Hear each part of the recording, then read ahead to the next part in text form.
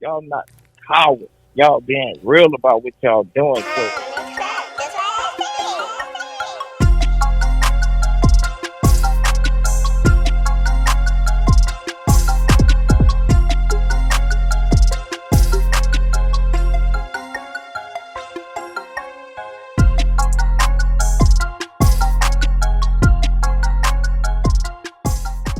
You know what this is, man. I'm talking about back with this podcast, medicine, man.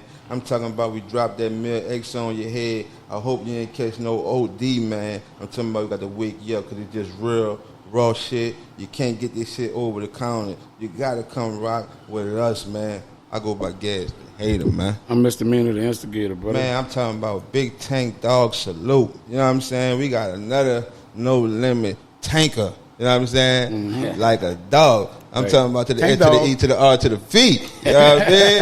Stop playing. We got Mr. Serv-On in this thing, one and only, brother. You know what I'm saying? I appreciate you coming through, big brother. It's an honor, man. MEANA, that's, that's my dude. Right.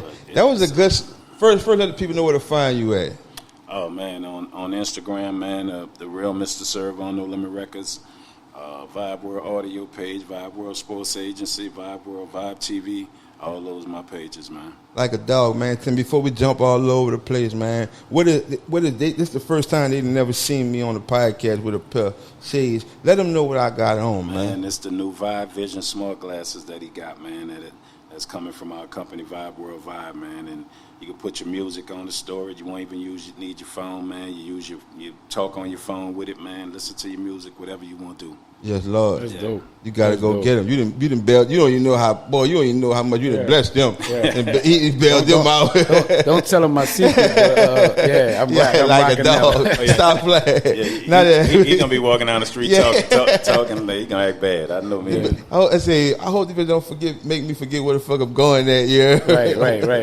Yeah, I'm rocking them though for sure, bro. For sure. They're gonna come and use for me for big time. He understand. Right. Now that we got that out the way, that shit I was fucking with you, man. Why Serv said that shit on every song, man, from the S to the E to the R to the P. To the O to the N, yeah. Why did Serv say that shit? Because, man, what's crazy, man, in our early years, we would run across like a E40 or whatever, right? And I remember him saying, like, man, say your name. Because people used to be like, why see murder? You used to always see murder, right? E40 was like, man, say your name so people not going to forget. Somewhere, throw it in your verse somewhere, so, you know how, right? And so for me, it was like I wanted to do something different because when I first started rapping, I tongue twist like Bone Thugs or whatever. And so, so it was like, you know what? I'm going to break something down. It was one of them verses I ain't have nothing to write. And so I'm like, I know I'm going to go into it. And then I just decided to just spell my name real quick. Right. You know what I'm saying? And whatever. And so, and say I missed the spell a lot. And that shit, because it was a rap out of New York. God damn it, I'm mad I'm forgetting his name. And he spelled a lot of shit out. And I was like a fan of his. Dig. So you incorporated that in your flow and what you do. Yeah, so I can be different. Just like first time I think it was something he did one day, he was like, and he spelled it out. That's what I wanted. Right. Like to have my moniker, what people know me for. So that was done for sure. That was done. Hey, that's something he always recognized. Yeah. Serv say this name and every song you put out, you gonna know who this is. Yeah, I don't give a fuck what song I'm on with who. Now watch. You gonna know it's Serv. You will see hard. Think about every song what he says. See murder. Now that you said that for real. Right. Yeah. E40. I would have never know where that came from. That's why it's so good to do these podcasts and talk about it, because people get to understand some things that they would never know about artists. Mike Jones probably heard Serv on shit. Mike Jones. That nigga said that bitch 1,000. Yeah, Mike. Man. Hey, Serv, everybody know you from New Orleans, from Uptown. But what at Uptown and what was your upbringing before leading to the music? 6 and B. 6 and Barone? Yeah, 6 and I never Barone, knew that. Man. I thought it was always Parkway. Nah. So that was your set MEANA pissed on too? I ain't know MEANA did that, man. Because I was gone in the military at that time. UNLV, they was under us, man. Them some badass little dudes. Salute to them dudes. Yeah, man. But the crazy part about that, I didn't even know it was beef. I come home one weekend, and I tell Mystical, because me and him grew up around Line Center. Mm-hmm. I tell him, man, come see me. I'm home, right? And at that time, I was doing other street things. And like wanted to make sure he was all right. He pulled up in a Delta 88 with the boombox on the back seat. So I'm not tripping. I'm turning around to go to turn to 6 and B where Fat and them was at to tell him, man, look, Mystical down here. I look and see them looking at me. And Mike looked at him. Mike said, I'll be back, man. I got to go. I said, man, what's going on? They leave. And Fat was like, man, big bro, what's happening?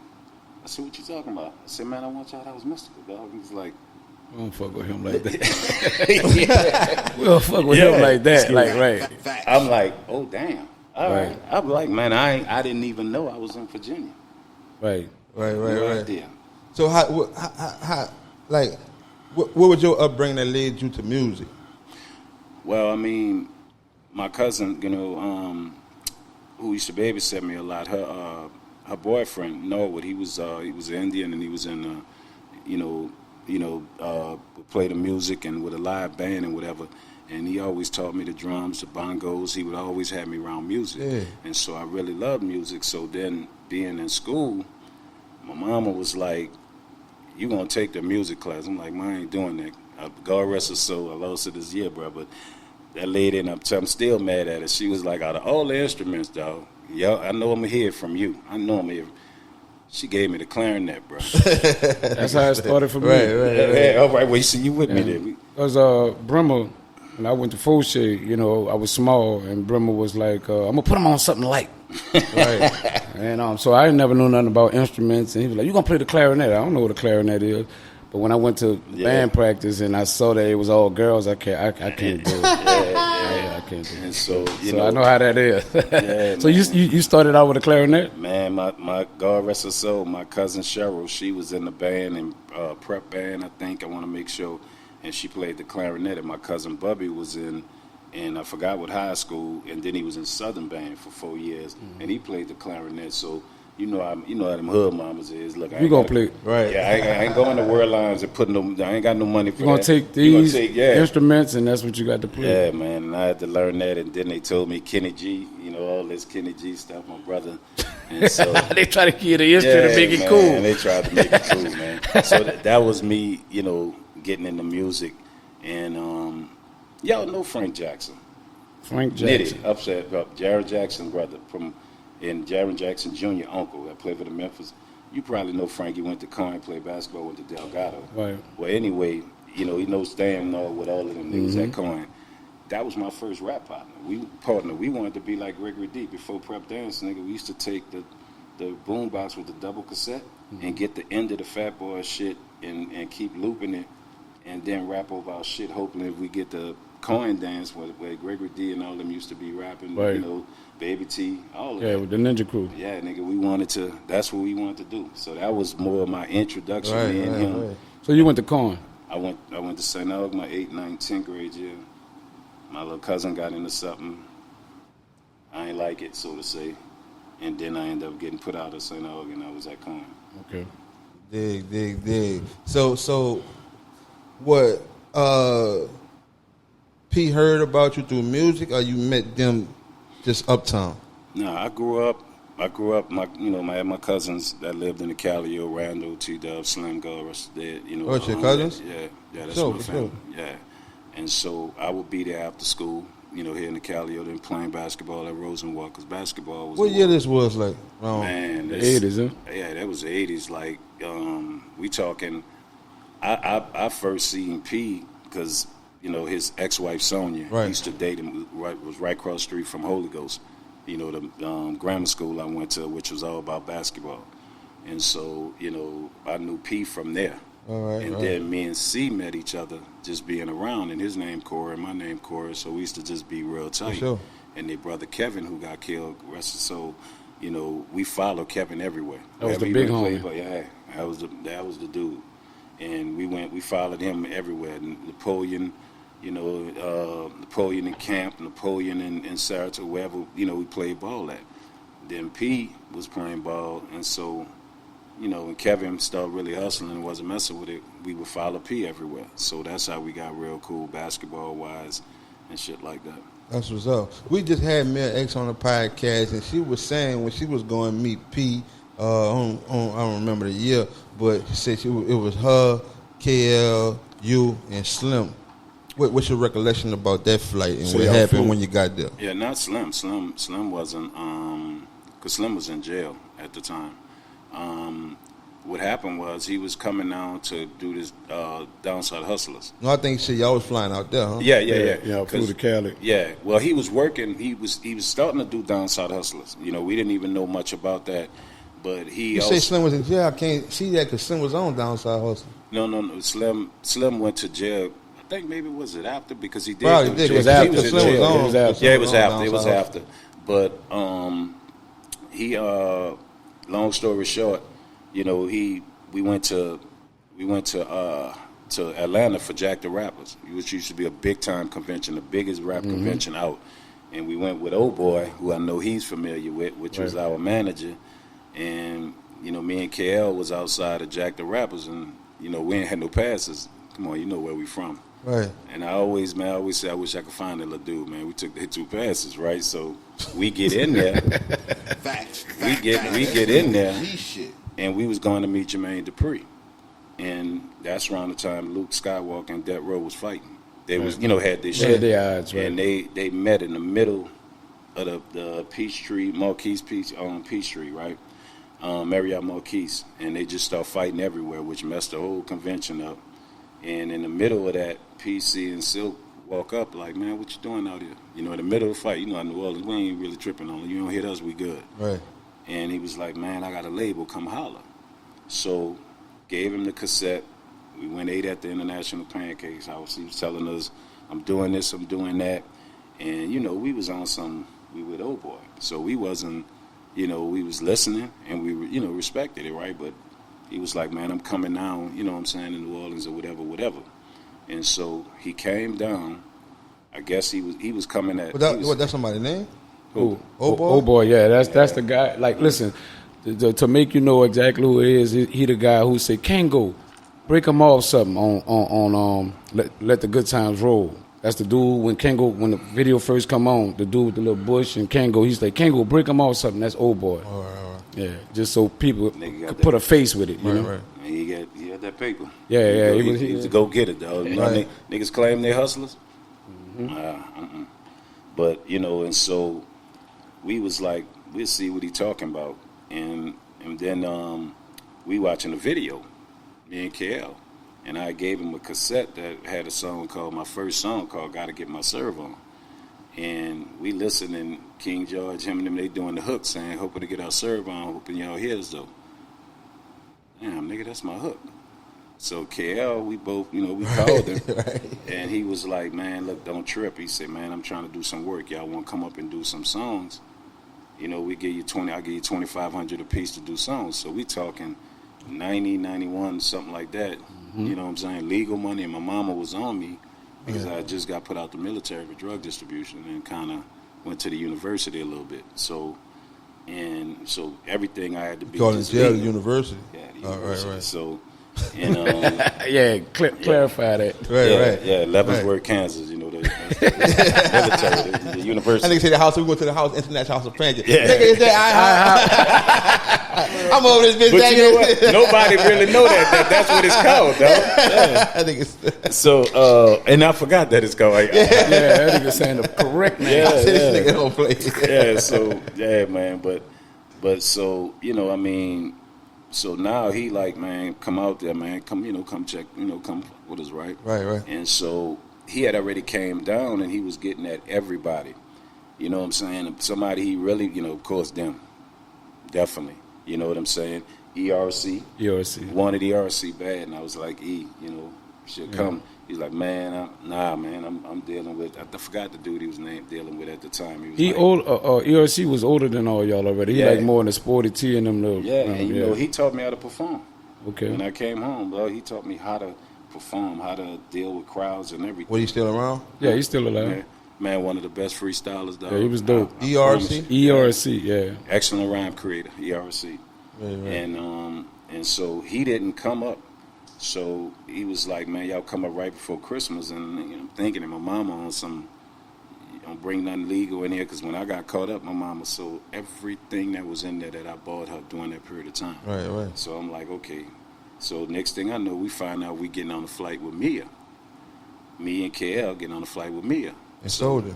Yeah, well, no, Soulja didn't come up there at that time. And so when we got up there, we handled our business. Big Heavy came up there. From Cash Money. You know Big Heavy? Yeah. Yeah. So, and he was up there because he was doing 99 Ways to Die. He had to turn that album in, and we got on the tail end of that while we were up there. And when we got there, he had tanks for us. He had No Limit Jackets and Our Money. We hadn't even did our song. Right. And then he brought us by L. Eaton. And people don't know who L. Eaton is, but he got a dog named Too Short. Think about who I'm talking about. That's who did all the Too Short music, and the dog name was Too Short. Too Short Right. took the dog name, like For Too sure. Short. And so you working with L. Eaton, and you like, damn. And then he introduced, he was pulling all the stops, dog. That nigga introduced us to E40. You know what I'm saying? Now you seeing E40, and you like, damn. And E40 was, sprinkled with all the shit there. Right. And so we got up there, and it was near Christmas time, and he was like, we did so well. He was like, man, y'all, what's up with y'all? Y'all need to go home for Christmas? And he was like, look, I got this for y'all. Niggas sent money home to our families and was like, nah. Nigga played it like a G. Man, for what? Right. He took us and we was in hotels. Then he put us in our own apartment, that we had together. And Moby Dick was up there then. And we had our thing called Three Niggas in the Broad. Me, Moby, KL, and me. Yeah. Right, that was And so, we just ended up staying up there because, Mia was taking losses, her best friend Jill, and things like that. And it was like, and Warren Mays and stuff, kids Right. fuck. And so, we just stayed up there. And then I was dealing with what I was dealing with. KL was dealing with what he was dealing with. We just stayed up there, and that was the beginning of it. Yeah, how you was hustling in the military? Easy.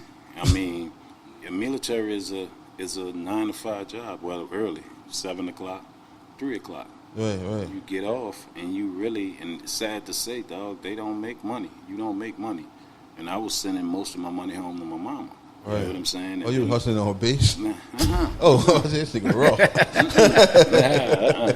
And and it was like you going off base. You were stationed in VA? Yeah, in Norfolk, Oh, Virginia. that's wild. And so You been up there? No, I'm just saying I know that the drug game was heavy in VA for real, big time. That's why the clips talk about so much drugs. Oh, all right, Like that. right. It's and, heavy. and we glad you said them. But the thing is, and being in VA, and then you got to realize about the military. A lot of people don't know this shit, bro. The military is the runaway spot.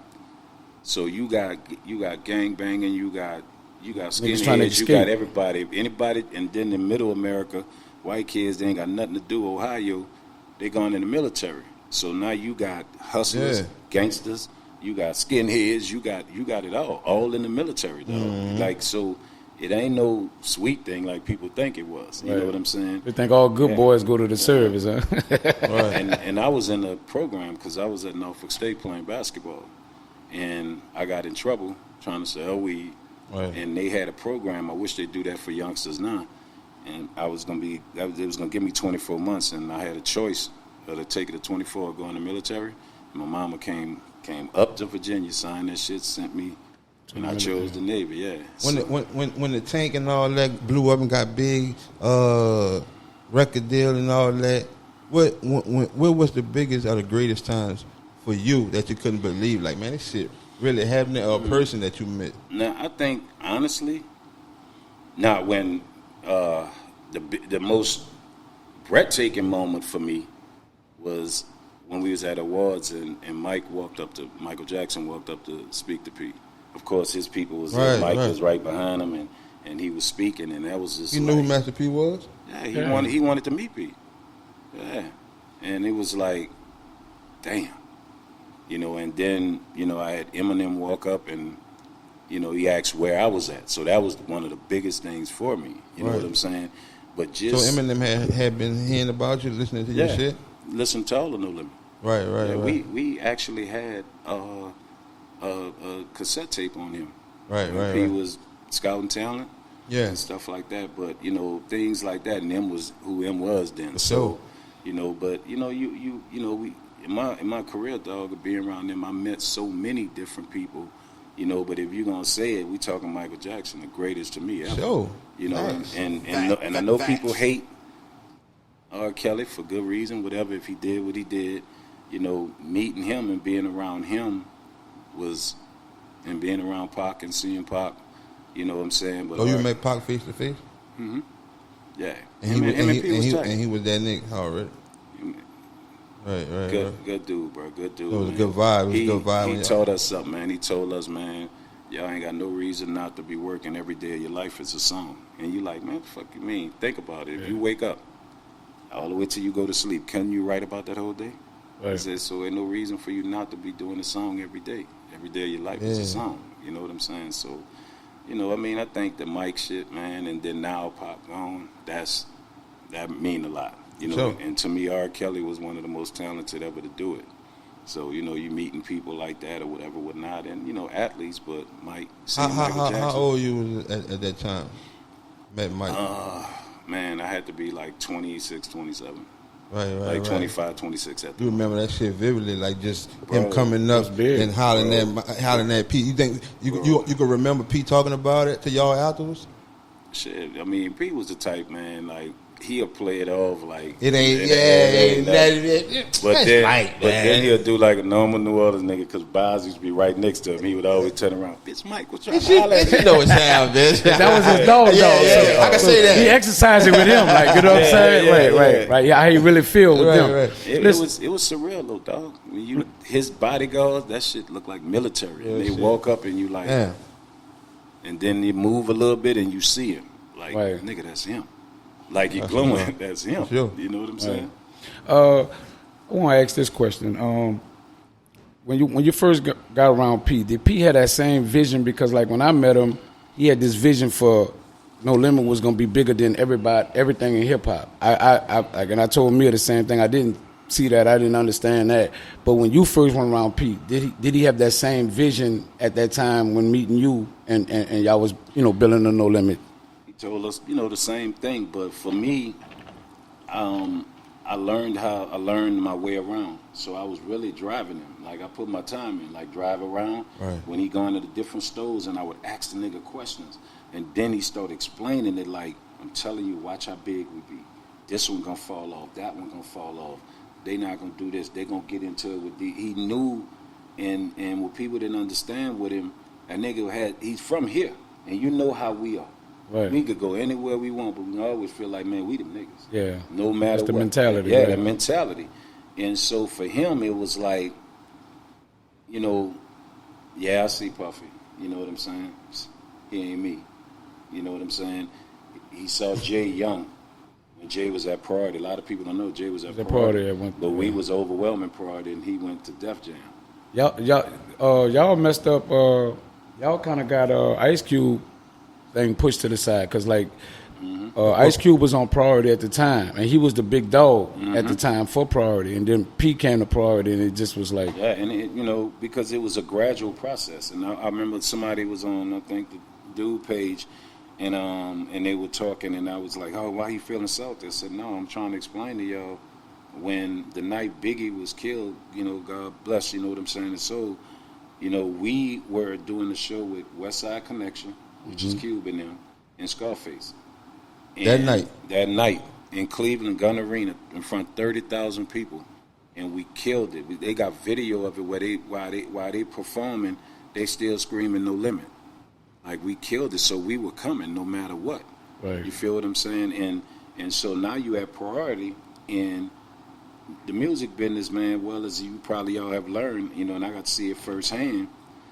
They gonna work with movements. That's why I try to tell these young dudes down there, it's movements. And when they looking at, like, man, this dude, they going here, selling out shows here and that. Except we hadn't came here yet, and they seeing that. And Cube was doing movies, and just dabbling with music. Right. So it was like it was easy, and that's because Jay-Z was there. Jay-Z was at Priority at the same time. Right. You know what I'm saying? And so he was trying to Rockefeller them doing their thing or whatever. And the more we start And I think what pushed Cube to the side when they gave us an office in there. That's what Reasonable Doubt came out on first. I don't know if it came out there first, but Jaden was at priority. Okay. Because Dead Presidents, I think. I'm trying to think. Dead Presidents might have no. That's on Reasonable Doubt. Yeah, but because they. So you think what you're saying is that he was maybe there, but he probably didn't release a project through Priority. No, he didn't release, but he was on Priority. Okay. Because that's when Def Jam, DMX them, and then Jaden came, and then Def Jam did that. Yeah, but right. they was over there by Jaden was in Priority. Okay. At first, a lot of people don't talk about that. That's what he was at. Right. And we was steadily starting to move now. I'm About It, the movie, the soundtrack, all that was just an Ice Cream Man. It was just going up and up and up, and it got to a point where we ended up with an office in Priority. And I remember Cube like, man, what the, in a funny way, like, what the fuck going on? The motherfuckers got an office in there. You know what I'm saying? Real New Orleans niggas. Gonna take over wherever the fuck they take go. over the world, Craig. Yeah, but that's how it was, man. Sir, what was the worst times for you? Be like, man, I can't. This shit crumbling. I'm like coming, like, I never, honestly, for me, and it might sound crazy, you know what I'm saying? When you around a dude more than you've been around your family, and you learning from him, because I was on planes with him late at night, you know what I'm saying? Going to stores, I'm watching how he doing consignment with his music. I'm learning everything. I'm sitting in a room with him with Walmart, Best Buy, Target, and this motherfucker touching me and showing me how he about to manipulate them to order against each other, to keep ordering. Before you know it, Ghetto D shipping $4 million. You know what I'm saying? He manipulating where Best Buy, we'll get 50,000 if you give it to us for $9.95, right? Walmart is like, we'll do 150,000 if you give it to us for $9.75, because they gonna double sell it out here for $17.98. They gonna make their money, and I watch him manipulate those shit and learn all that shit. And so once we start growing as artists, you know what I'm saying, I had to understand on a business sense, like, he got to do what he want to do. And one of the things was he wanted to fulfill that dream of playing basketball. And so for me, now I'm not with bro like that. Now I'm on my own, where he's go out there, make sure these albums get turned in, do this, do that. And so for me, that was like the rough times, because, when you around somebody where you learning everything, you know what I'm saying? And my first daughter in my marriage, like, this nigga was there at the hospital with me. That's how close we was. Right. You know what I'm saying? And then I'm seeing C, feel away where his brother over here playing basketball. And I'm like, we still at the height. And then Cash Money was coming. I like the challenge. Dude, we different. They them, and we us. So it was rum to keep, let's do it. Let's go ahead. Who will win in the verses? Yeah, you know what I'm saying? Just on the fact of... Who will win in the verses? Huh? Who would win in the verses? I mean, it depends, dog. I mean... How many songs it is? Nobody 20, fucking with Wayne. 20 songs. Nobody fucking with Wayne. You know what I'm saying? Wayne has to go to me. It ain't because he from my city. You know what I'm saying? Not because he from there. Excluding Wayne, No Limit got a chance, you saying? Dog, I'm going to tell you like this.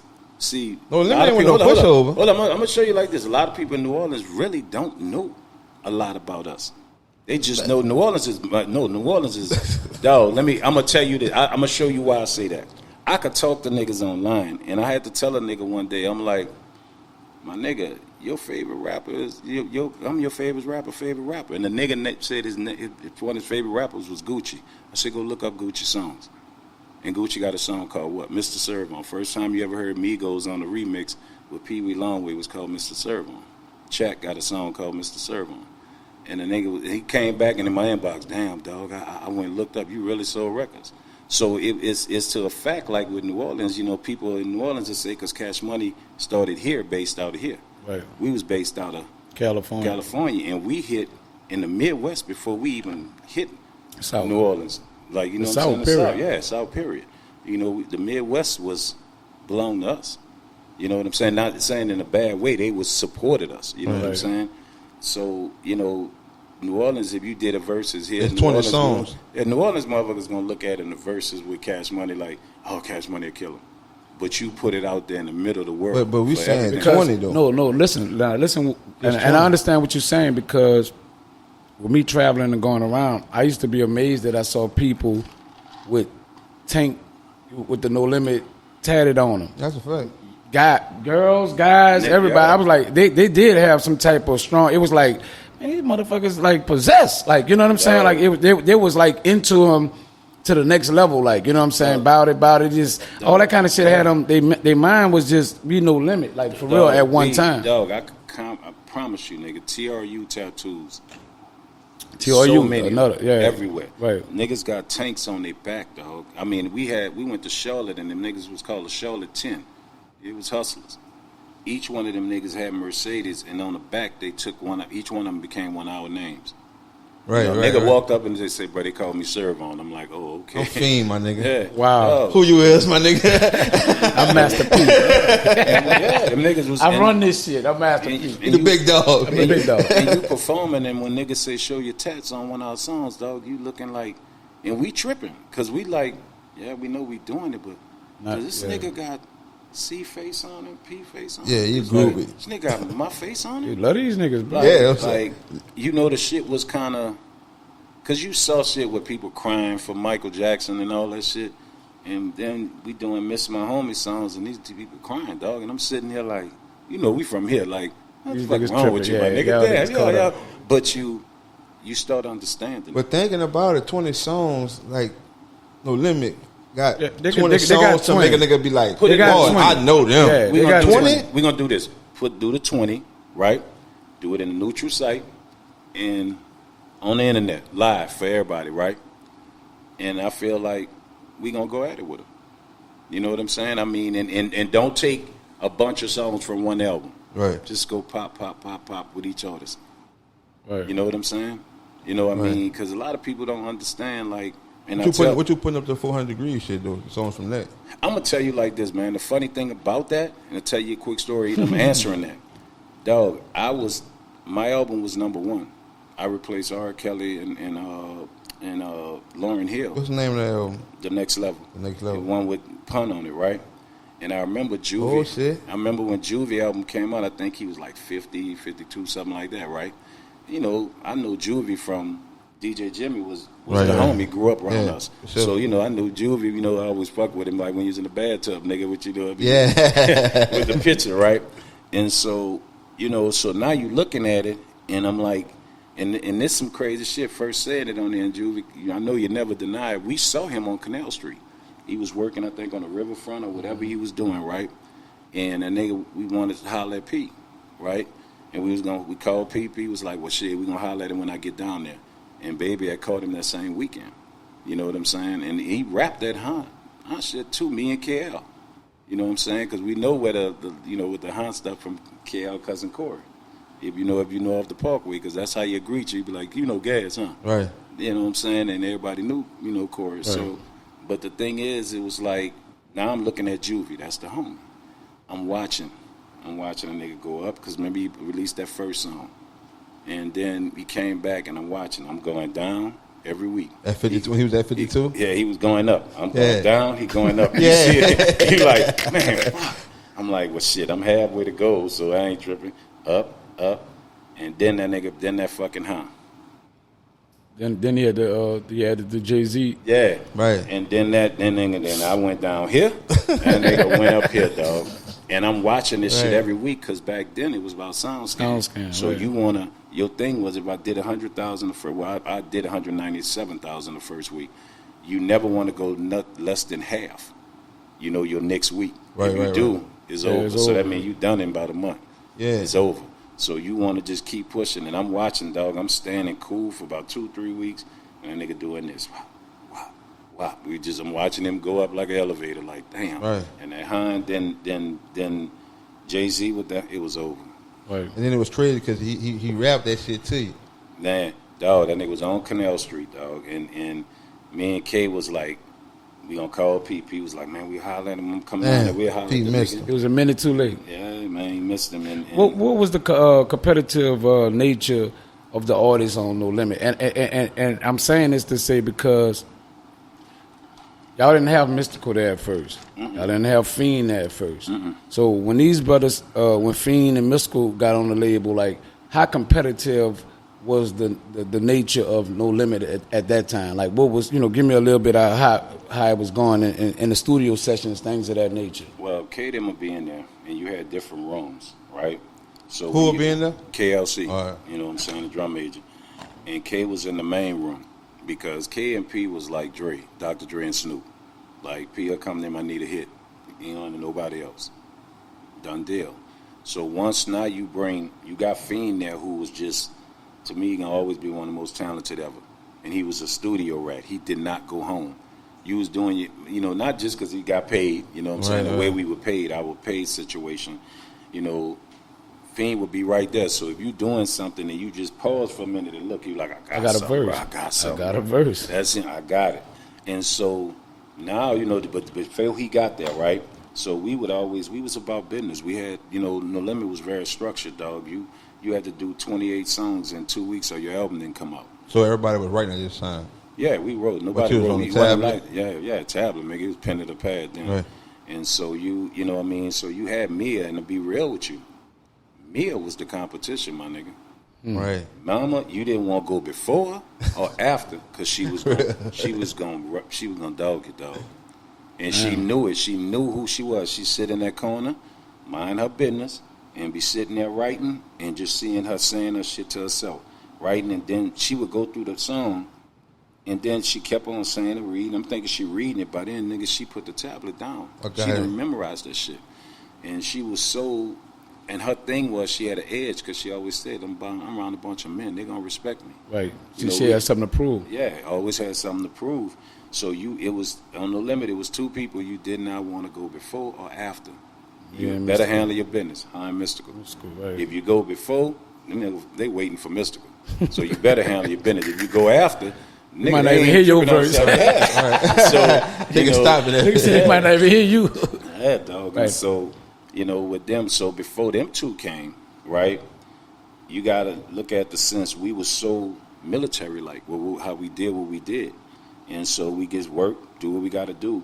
So now when you bring, to me, you bring in Jordan and Scotty. You know what I'm saying? It's Jordan, Mystical, Fiend, Scotty. So now you bring Fiend, automatic hooks, a whole different style, a different tone, and then somebody that's going to make you work harder than what you wanted to work if you wasn't working hard. Because he was, what you going to sleep for, bro? You about to go home? Like, bro, that's my song, Fiend, bro. Go ahead, man. All right. Man, I go get you something to eat. Man, look, bro, okay. Fiend did not let you leave until he was exec producing albums and he didn't realize it. Yeah, Did P give songs to different artists depending on who was gonna drop, who was coming next? Like, meaning, like, it sound like the way y'all was working, like y'all just in there recording, but they still had a chain of command of like artists that was gonna drop. So with that being said, with P knowing like, okay, this person coming next, y'all working on these different songs. Did he take songs from different artists to say like, we need to put this on this because we need this to work for this album? No, the concept was you had to turn in 28 songs in 2 weeks or your album didn't come out. But he had a certain thing, and we had more control than I think a lot of artists. But he always asked you. He said, "Give me my weed song, give me my female song. I love you and all that other shit. Give me that female shake song. Give me my my gangbanging song that they bangers gonna love or whatever, whatnot. And then I forgot the other song, type song. Soulja song. Yeah, Soulja song. 28 songs a month. And then every artist. Dog. Oh, how you think they was dropping like that? 2 weeks, dog. If you ain't do your shit in 2 weeks, your album wasn't coming out. And the reason why we had 4, it was like an assembly line. We had KL in one room, Moby in one room, Carlos came a little later, Odell in one room, right. And then Craig B. And so now what you do is, me and MEANA go in there, we knock this song out, right? We don't even get to listen to it. I go to room 2. And then knock that out, go to room 3, go to room 4. By the time I come back to KL, he got something else. So you barely even get to listen to the shit getting mixed. Because they're moving on. It was like an assembly line. So you know what I mean? And so with P, you give him them 5 songs, and you can do, I don't give a fuck if you wanted to do a country song of the 23. You can do whatever you want. Right. You know, just give me what I need. Because he knew what he was going to be able to say, okay, if they gang banging in the Midwest and on the West. That was smart, dude. That was genius. That was genius. And that's how he was, dog. Our recipe was give me 3 singles. Yeah. So when I was on Big Boy Records, there was like, I need one. Well, it wasn't even Chuck. It was more like Sites. Sites was like, I need 1, 2, and 3. Singles. If I got me 3 singles, I don't care what y'all say on the rest of the album. But before this album come out, or before we even attempt to put this album out, I need 1, 2, and 3. I need to know we got 1, 2, and 3 before we even think about releasing it. So that was our recipe. But you know how crazy that is? That he was going by the industry standards. People don't know. See, a lot of dudes just want to get in the studio and record. They don't really know the structure. And think about it. We were structured. Y'all were structured like that years ago. Like. And, you know, so with P, is like, his thing is, give me what I know I can win with. Now, if you got something extra on there that they catch on to, that's a plus. That's a plus. You know what I'm saying? And so he'll get that, and that was more of our structure of how we did things. And you wanted to put other people on your album. Right. Because I ain't going to lie to you, you get to a point, and then you knew when you turn your album in, you get your check. The way our pay was with him, if I'm shipping 500,000 and he getting $10 per CD, you know what I'm saying? That's what? $5 million. Okay. And then if they give him half of that up front, that's 2.5, right? That's what they would do. And then if you got whatever your deal with him, he giving you that up front. Right. And they'd have it even sold that week. Yeah. Right. You know what I'm saying? So you knew I'm going to get my...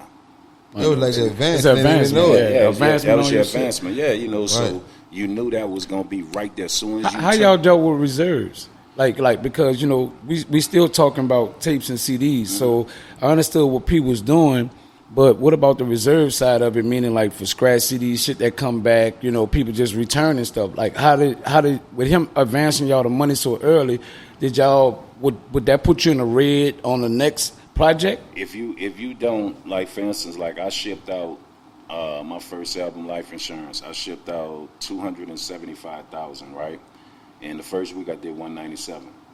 You know, so common sense as the week go on, it was gonna get you're gonna get rid of it, yeah. And so we didn't have much returns because one thing that I remember meeting Fat Joe when I did the stuff with Pun, you know, he asked me, how y'all never get y'all albums leak, you know what I'm saying? Yeah. Back then, you know how they was doing. It was leaking everybody. Yeah, and New York, I have it. The Africans was killing you. You know, no disrespect to the Africans, but what he would do is, they was killing. Dog, they was killing. New York artists got killed, dog, because they shit would get leaked by motherfuckers that worked in the office. Right. So what we used to do is, you know, New Orleans nigga ain't gonna give you nothing to the last minute. If our albums was coming out that Tuesday, he wouldn't give it to priority, the masters, till maybe like Sunday night, Monday. Right. So now they got to rush to get them all printed out. So it's too late to even try to like and so leak it. Yeah, and so basically, man, so with him, you know, his mindset was already caught of, okay, sir, if you're shipping 275, if you just do half of that, we gonna be done by the end of the month. He done made that. So whatever money has been done, we done got it already. Right. And then he was smart because he used to take and say, if my album was coming out, he'll ask priority for 1,000 promo CDs, right? Every mom and pop, right? Especially in Atlanta, we coming out Tuesday, but they won't sell the shit that Saturday because they gonna make money. He might take those promo CDs that have promo written on them and call a store in Atlanta and him say, look, we're gonna sell them these. And this one, he making money off that too. Yeah, this one the shit was cash on demand with UPS. Like we trust cash on demand. Cash on delivery. Yeah. Yo, niggas send 500 CDs to a store in say Marietta, man. I forgot the name of the store. My dude BJ Major Turnout, and send that to him. Now he got him on Friday.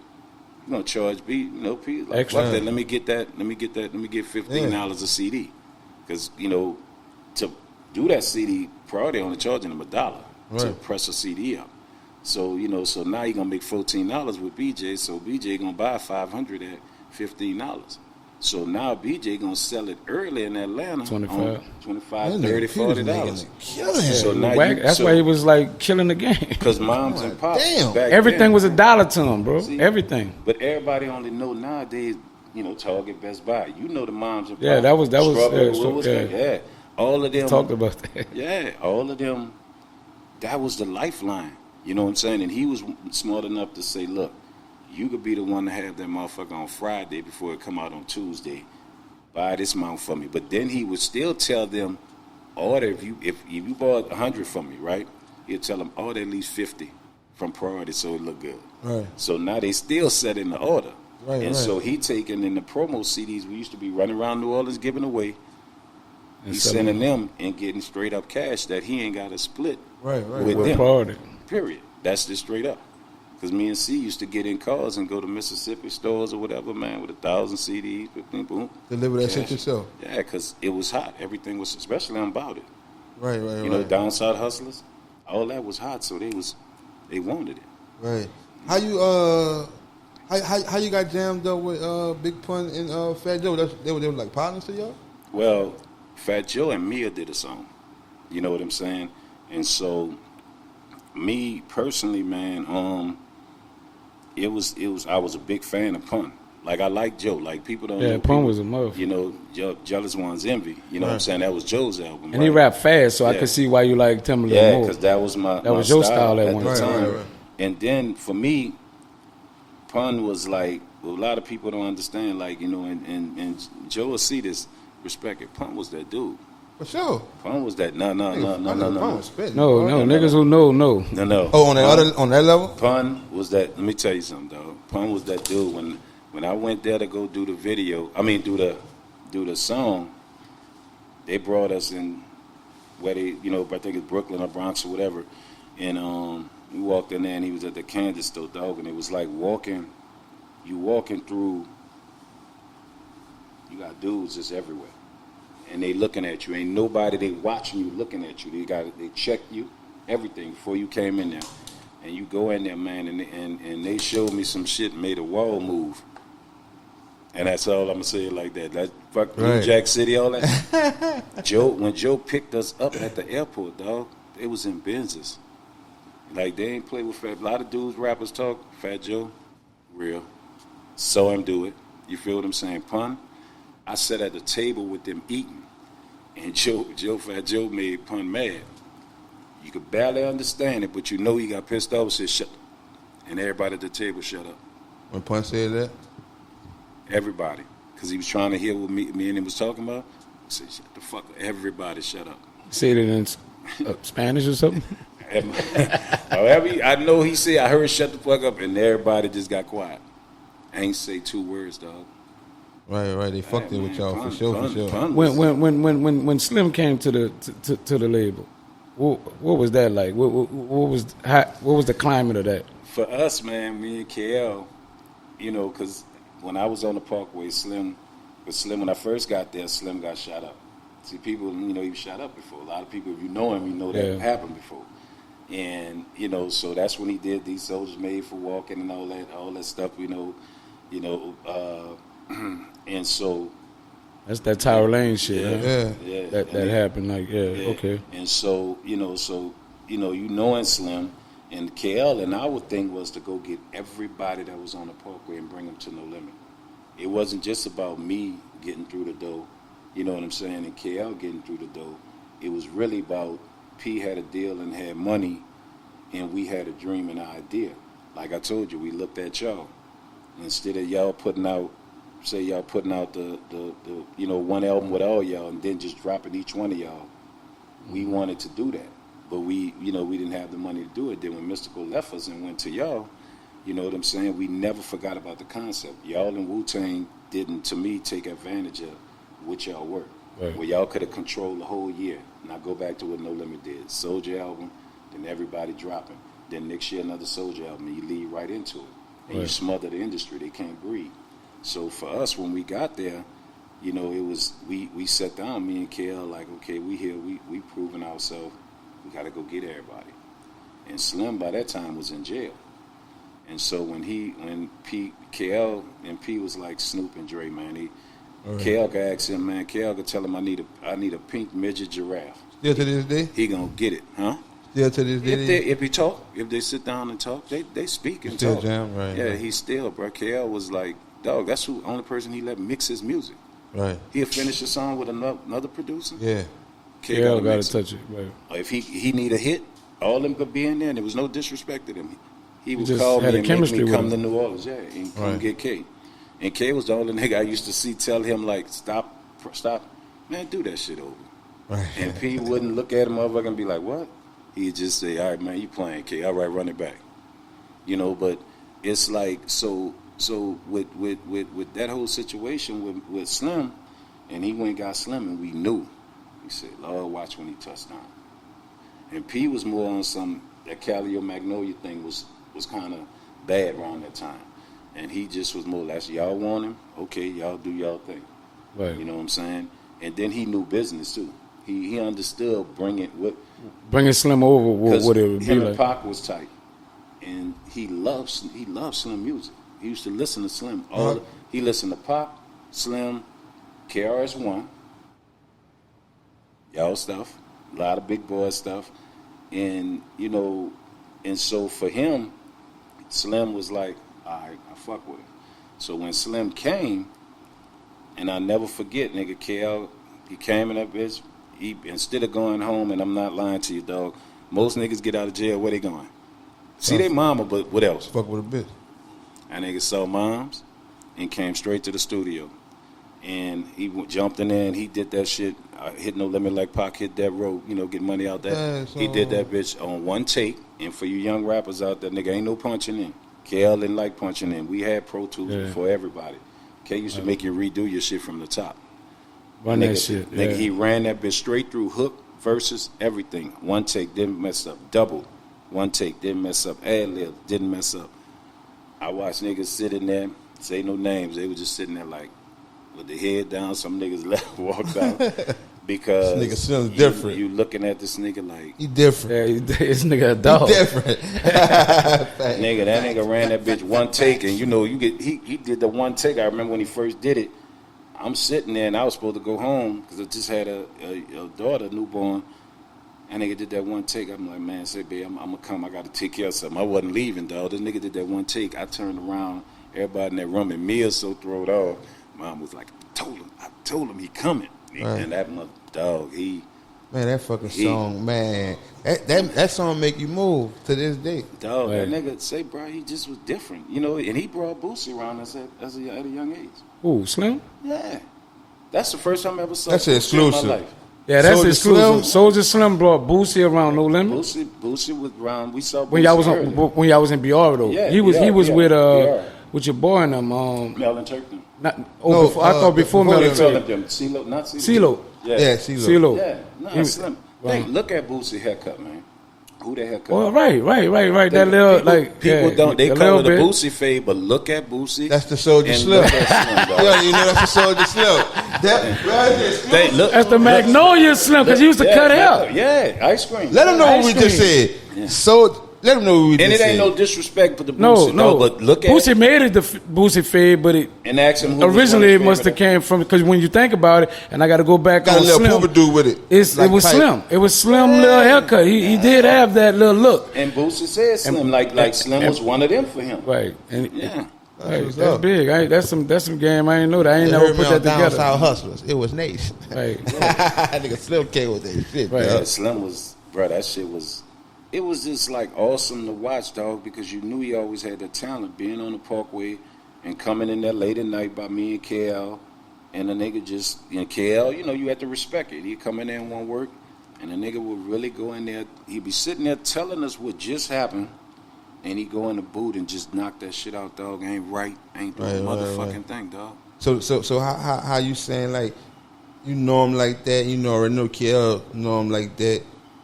So did you talk to KL or y'all had a conversation after his passing? What that was like? For me, you know, KL called me. Because me and KL That is that tight, night? dog. Yeah, he called me and he said, man, they didn't kill Slim. I'm on my way around there. And for me, it was because you got to remember, he went to jail. You know what I'm saying? Because he said it. If I could just stay out of jail, I'd keep my spot. I'd be bigger than Pop, right? And so he had went to jail, I think, for being on the lake with a vest on or some shit, man, whatever. And when I saw him, he had just came home. And we was talking about little Soulja Slim. I was like, man, that boy getting big. He said, man, you're fucking grown. You know, Slim, he a grown man, man. That's stuff. Like, you know, so, and we, you know, and then last time I saw him, before that, you know, was on No Limit, and, you know what I'm saying, and, you know, people always talk about, you know, our little altercation we had.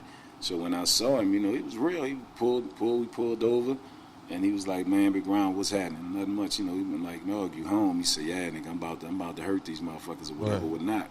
And so, you know, I went on about my business and whatever with No Limit and stuff like that, you know, and, you know, so I hadn't seen him in a while. You know, I knew he was doing this thing because I was loving the song, Love Me If You Love Me, None Love Me, you know. Right. And I knew, what was it, Koch? I think that's where you went in touch. They was loving him, dog, because I was dealing with some people up there, and they was like, he gonna be the one. Him and his label, them dudes that he got with him, they knew it was going to be huge, and they was going, I think. He was on his way, bro. Yeah, it was him, and then the dudes that he was bringing with him. Right. And I always said he would have made it. Think about the doors he would open up for the artists in the city, outside the ones he had with, you know, the young dudes. Right. And because Koch was like, he the one. He was the go-to. Nice. Yeah, Lil Real one. That's what I was about to say. The Real one was coming. He was nice. He was going to be part of the first artist to really go under Cutthroat for real. 12 o'clock, all of them. Like, 12 o'clock was Trinity, all of them was nice, bro. They was on the move. And Koch was really high on them because I was having meetings. I was living in Houston, and meetings about some other, you know, business, some other artists out of Houston. And I remember sitting there talking to A&R. He's like, man, they crazy about everything. So just like that, dog. When I had the hold on, man. Let me, cause since I'm on expert, since this is right behind that. You were saying about the altercation. What you and Slim had an altercation? Yeah, I hate that. You know, at No Limit we kept, you know, if we got in anything, dog, you wasn't allowed to talk about that. And a few artists, you know, I'm not mad at them. They brought up me and him getting into an altercation. You know, man to man, you know, fist to fist. And I didn't like people talking about that because, you know, that shit ain't cool. You know, it was like big brother, little brother. We got into altercation. Keep that at home. I respect that. And that's the way we did things, you know what I'm saying? And so, you know, and even though that night, because the crazy part, that was the night before they tried to get at Snoop. You know what I'm saying? And me and him had talked, him and Han. Wait. Somebody tried to get at Snoop? Yeah, Snoop. Going too fast, sir. Slow it down now. Yeah, so Snoop had just came just throw that in there like Snoop ain't nobody. The guy that Snoop. What the fuck? No, Snoop, he had just came to us, and he was with No Limit, and we was doing a comedy thing out there. And so... thing out where? Yeah, out in California, in L.A. Right. And so, you know, like a day before... they had some rapper, Top Dog or whatever, that I guess supposed to replace Snoop Dogg. Right. And he acted like he was stepping on the tank or whatever. So, you know, me and C actually saw him and a few dudes from Death Row in the mall. You know, no problem, nothing. And so I think the fact that Death Row being in Cali and having a stranglehold, you know, they couldn't understand, like, we here. Right. You know what I'm saying? We from New Orleans, nigga. Yeah. We ain't going. So, okay, cool. And so we do the comedy show, No Limit Comedy Show. And so Pete strategically did that, like, we're going to do something in L.A. with, you know, let them know we here. Yeah. You know what I'm saying? We ain't no disrespect, but let you know. We stamp. We not perfect. We not them. Yeah. We ain't that. And so talking this shit on the cool, And so it's real, you know, but that's the way we felt. It wasn't no disrespect. It's it was real. It's real. Like, you know, that's them however they feel, but we ain't bothering y'all. But you know how New Orleans is. If you bother us, we gonna bother you worse. You know what I'm saying? So it wasn't whatever. So we out there and they did the comedy show, and I remember we going on stage, Snoop stayed in the green room. And I remember seeing Daz, like, you coming up there, he was like, man, we ain't coming up there. Like something wasn't right. So by we getting halfway into starting to perform, Sylvester told us come off the stage. They getting that Snoop. So I guess they came backstage to holler at him. I saw the videos a few times with a few of their people and talking about it.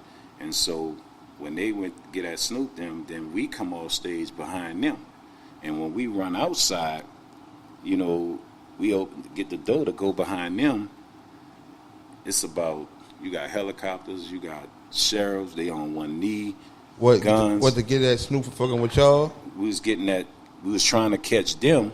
For fucking with Snoop? Snoop, yeah. It was from Snoop fucking with y'all? Yeah, because he was on the limit. With us. And he was back in L.A., you know what I'm saying? He stayed in the green room, like not come out? Yeah, he stayed in the green room, you know what I'm saying? And he did what he had to do as a man. Yeah, real talk. It's survival, bro. I'm going to stay here. You know what I'm saying? I see him in here. I'm going to stay here. Yeah, but I'm like that tank in here, nigga. Yeah, like, come on out this bitch. But when you know how they roll in Cali, like you know what I'm saying? Like this his home. It's like you know? I gotta make this stand right now. I know no limit right there, but I'm staying right here. I'm me, Dad. I'm not even trying to make it go crazy. Like I ain't looking to make nothing out of it. Right. And so, so when we got outside, getting behind them, because they was, with whatever was Snoop, we got outside, dog, and it was like a movie, man. They had them on their knees with guns, lights, fucking helicopters, all that shit. And so it was just like, okay, we go back in there. You know what I'm saying? And me and Slim had talk about what happened the night before, and it was like, wow, nigga, we got into it. It is what it is. Me, him, and Hound, or whatever, or not. And so, and that's why, when I mentioned that, it's like, I felt like people shouldn't have said anything about that. Because sometimes it made it look like, sometimes I felt like certain people were saying stuff to disrespect Slim, because it was like, yeah, and Serv got into it, and Serv, blah, blah, blah. No, we fought like men. Ain't no, I whooped his ass, he whooped my ass. We fought like men. And I didn't like what people was trying to make it look like, he's supposed to be so gangster, he got, and I ain't like that. And then I thought about it, y'all putting these videos up talking about that. Man, that man mama got to see this. She miss him every day. His sister miss him. His son right there. Why y'all doing that? You know what I'm saying? Like, and we were, and there was a couple of No Limit people, and it was like, come on, bro, we ain't rock like that. Because we had many situations. That room right there will be the boxing room. You got a beef, you put the gloves on. You know what I'm saying? And many people went in there. Sure. But you don't talk about it, and I will never talk about it. Right. You wanted to punch me down, bro, when we was at Whispers and we was talking to P. You wanted to punch me down? MEANA. I'm just asking, bro. MEANA, at that point, you was like this on my back, bro. At that point in time, you a big dude. You been like a big cocky dude. So we're gonna bully outside. Yeah, he was on my back like this. No, but let me tell you how I was down bad. Or something. He wasn't. But then he was like, man, I want my motherfucking money. So I'm like, and I'm sitting there, and my dudes is right there. You saying it to the colonel? Yeah. No, they're telling me, I'm like, you telling because I see him. I'm gonna tell you what's crazy. I'm excited to see him, dog. He was one of my favorites. Him and Kango, right? And he was like, man, let me. So we started talking, and he was telling me about it, and I said, okay. I said, tell you what, dog, calm down. Let me call Pete. So I calls him. I said, man, blah blah blah blah. He said, he right there. I said, yeah. And I said, what you want me to do? Because he a little irritated. You feel what I'm saying? And it was like, okay, if he just said it, then me and MEANA was gonna fight. You know what I'm saying? That's just I ain't know how that. it was. Yeah. See, you learn something every day. I didn't know the call was. He was a lieutenant. I didn't know the call was to choke me out. No, the call. I thought the call was to be like, man, come get this man his money. No, the call was letting him know because P. So you think that I was like? No, MEANA. Was man, I cutting up? You was MEANA. You was. You was hostile. You know you was. Come on, we in Whispers. Everybody drinking in Whispers, and you know you was drinking. And you know how you was back then, MEANA. And you was mad about your money. I wasn't mad at you. Right. You know what I'm saying? But I'm just sitting there and I'm like, and we had protocol. Like, regardless of what you were saying, let me holler at him first. This shit structured over here, man. I get it. Shit structured, man. Because I called about the money. I said, dog, look, man, saying you want money, dog. And P is like, I don't want nobody out there saying one thing that nigga live by. I don't never want a nigga to say I owe him nothing. Bad mouthing. So especially about money, you could say anything else. So I'm like, dog, you say you owe your money, dog, and little homie mad or whatever, or not. He was like, yeah. I said, man, what you want me to do? And he was like, I didn't know that. And he was like, man, he said, what you got? I just know all y'all walked up on. I just know all y'all was behind us. Like, let him run it. Then you run it. No, I think he not getting a finish running this. Cool shit. the kind of Dejon. That was my dude. That's my road dog. Because you know I knew Dejon before I ever met you. Right. You know what I'm saying? And So the phone call, the phone call, people was like, But see, I ain't know about the phone call part because all I know is that I'm standing there and then P come up to me. And when P come up to me, he's standing in the middle of me and Kango. And I look back and I see the whole No Limit with him. But was he mad on the opposite side Yeah, of he the was phone, fucking. sir? Oh, he was mad when he walked up. Yeah. He was more or less like, you know, him because he was trying to build New Orleans, build us into New Orleans, and that's not a good look. Right, and right. somebody gonna believe him before they believe somebody else. That nigga he not, because he made his bones off paying you more than what you got for songs and whatever. Right. So if somebody's saying they owe him, Right. you know what I'm saying, and he like He didn't really you want know, that out there, like that kind of reputation. And then his little bitty ass, you know what I'm saying, he ain't backing down. So Right. it's like, oh man, nigga, this one of my favorites, dog. God damn. About to put him, I had to put him in the headlock. I thought it was. I Put him mean, in the headlock. if y'all have been there and saw how them dudes were standing behind us, like arms full, all of them 6 feet, whatever. Sir, you were saying I'm little bitty. Man, Sir, that this he ain't leaving me an option. He ain't leaving me no option, sir. It's like It didn't go that nigga bad. stupid. It didn't go bad. But you know why it didn't? And I'm gonna say it like this. It didn't go bad, He though. stood like a man on his business. And then at the same time, you know, I think P could sense like, man, we fuck with him. You know what I'm Right. saying? Like give him because he asked me what you got on. He said, "What you got on?" Yeah, you?" and Right. I'm like, you know, and we had that rule back then. Always keep $1,500 or more on you, you know, because you go to jail. Right, Your right, bond right. might be, you Yeah, know what yeah. I'm saying? And so it was like, oh, you know, nothing because, and for me it was like, man, you know, A nigga being a man too. Yeah, you got to respect That's him. my shit, right? You under bidders on that one because Yeah, you only if it was 1,500 that you had in No, your I pocket, gave him you only gave 5. That's all they kept a gave. band, us. You kept a band. You didn't pull everything out your pocket. He Then. popped himself all around your pocket. If you had 1,500, look. you only gave P 5 to us. Gas. I remember getting 15 when I told P what I gave him. I remember 15. Well, P only gave us 5. Like so, yeah. Oh, but yeah, man, you know, y'all but just- that's ups and shit that you know what I'm saying that went on in that era. Like he stood his ground though, man. Right, You had to- right. And the funny part about it, I'm sitting here like, yeah, all of us there. Then I got about 6 dudes with me that I used to always be with at Whispers. And I'm like, is this him? I think you had Dejon with you, right? I had me, Dejon, and Kango, but what y'all didn't know, what No Limit didn't know, Them other that wolves- whole ball that was sitting around, That that was was all 17. 17. They was just looking like, It didn't matter. so we was looking probably, and you probably looking like, this little bitch balking, but not knowing. Whole I had a lot with us too, but that it wasn't was what it was good, though. about. It was Yeah. just about, Nigga stupid. what he said? It still could go down. Well, yeah, it could have, Yeah, but we wasn't by ourselves. But you know, back then, what it was about? It was about putting them hands. Yeah, yeah, in yeah, them nigga hands. fight. yeah. Ain't no. It wasn't no gunplay it wasn't no type gun- shit. It was be a more man. like, if y'all gonna tear it down, we're gonna tear it down We let there. it sit another But day. what I'm saying, y'all was standing behind me. I looked at y'all and I'm like, man, but y'all didn't know.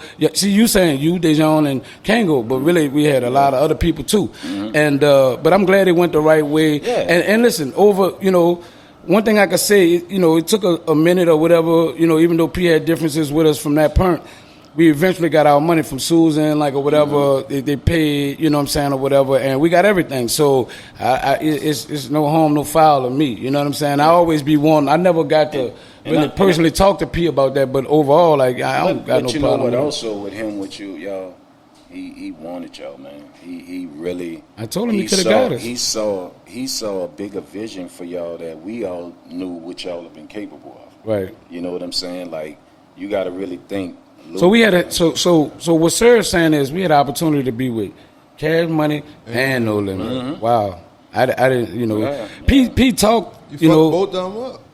I fucked them up. I fucked the deals up. You fighting and beefing there. I know, that was Hard stupid. there, That was hard stupid. head. You know, MEANA, they used to say, MEANA's so talented, but MEANA motherfucker the deal. Nigga firecracker, man. Right.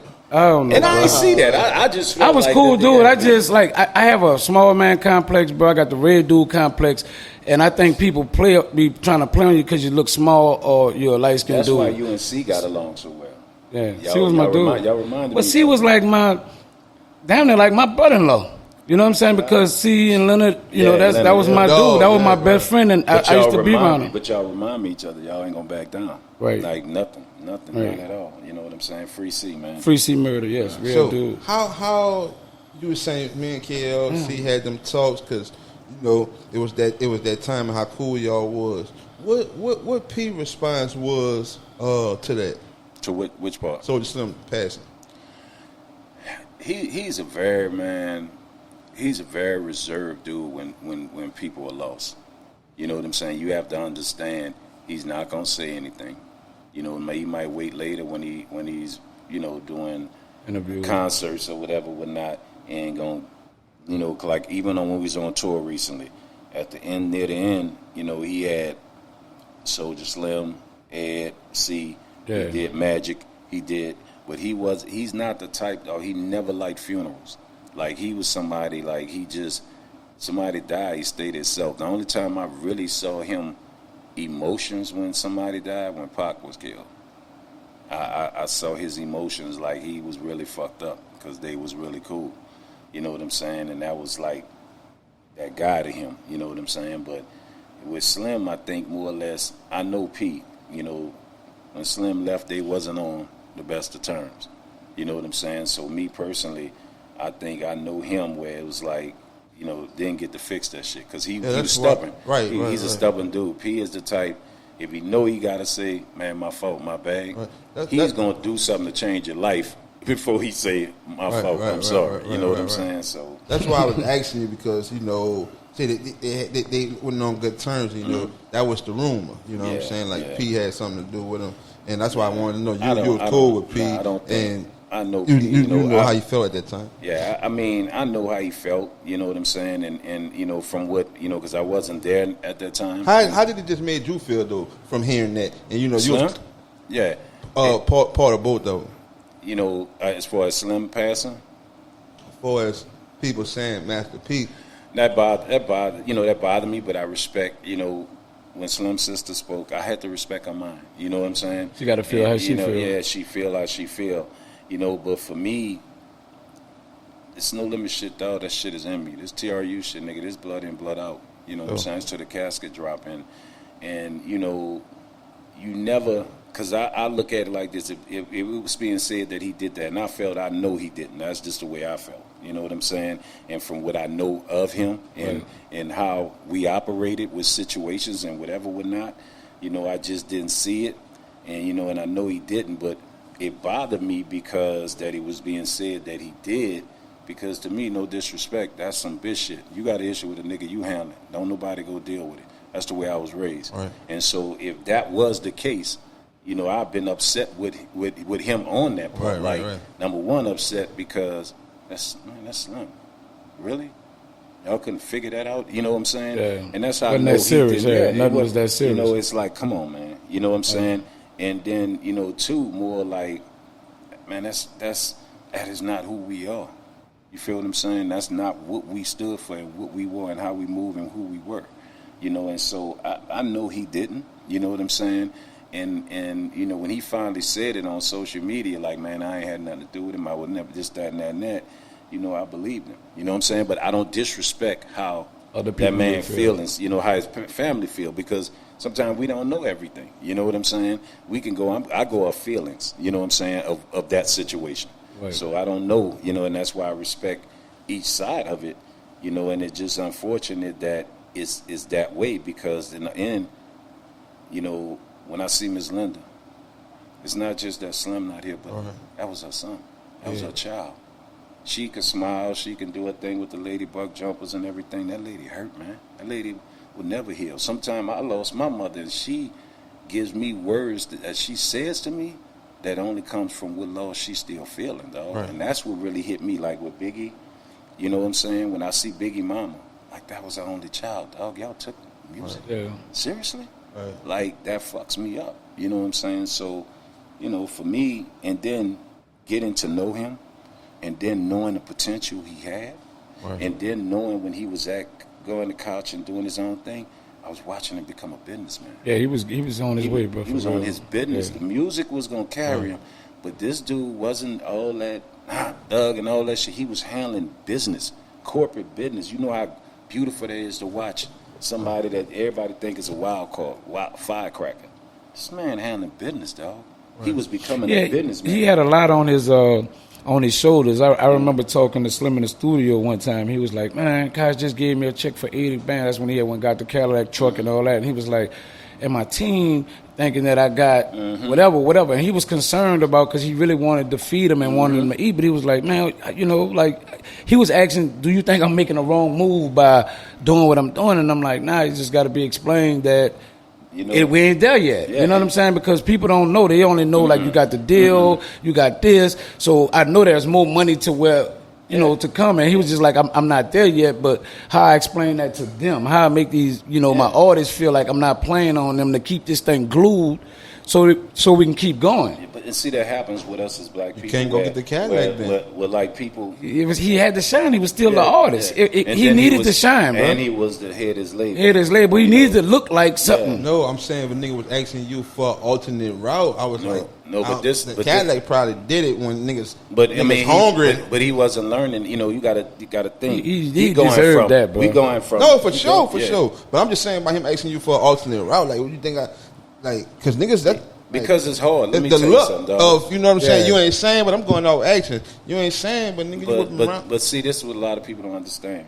I don't care. You could be the realest motherfucker where we walk down the street and the whole world run, right?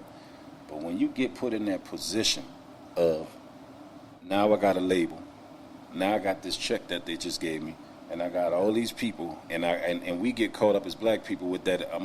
The worst fucking phrase we could ever had is keeping it real. Right. Keeping it fucking real. Because now, like you said, he got an $80,000 check.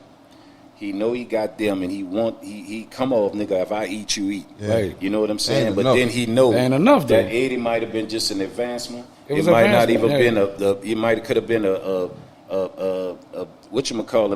production budget money. He had to do all that. Yeah, he probably still do studio. Yeah, a lot of shit come out of it and all that shit. And then you still got to look at it because he was becoming a businessman, because I remember, you know what I'm saying?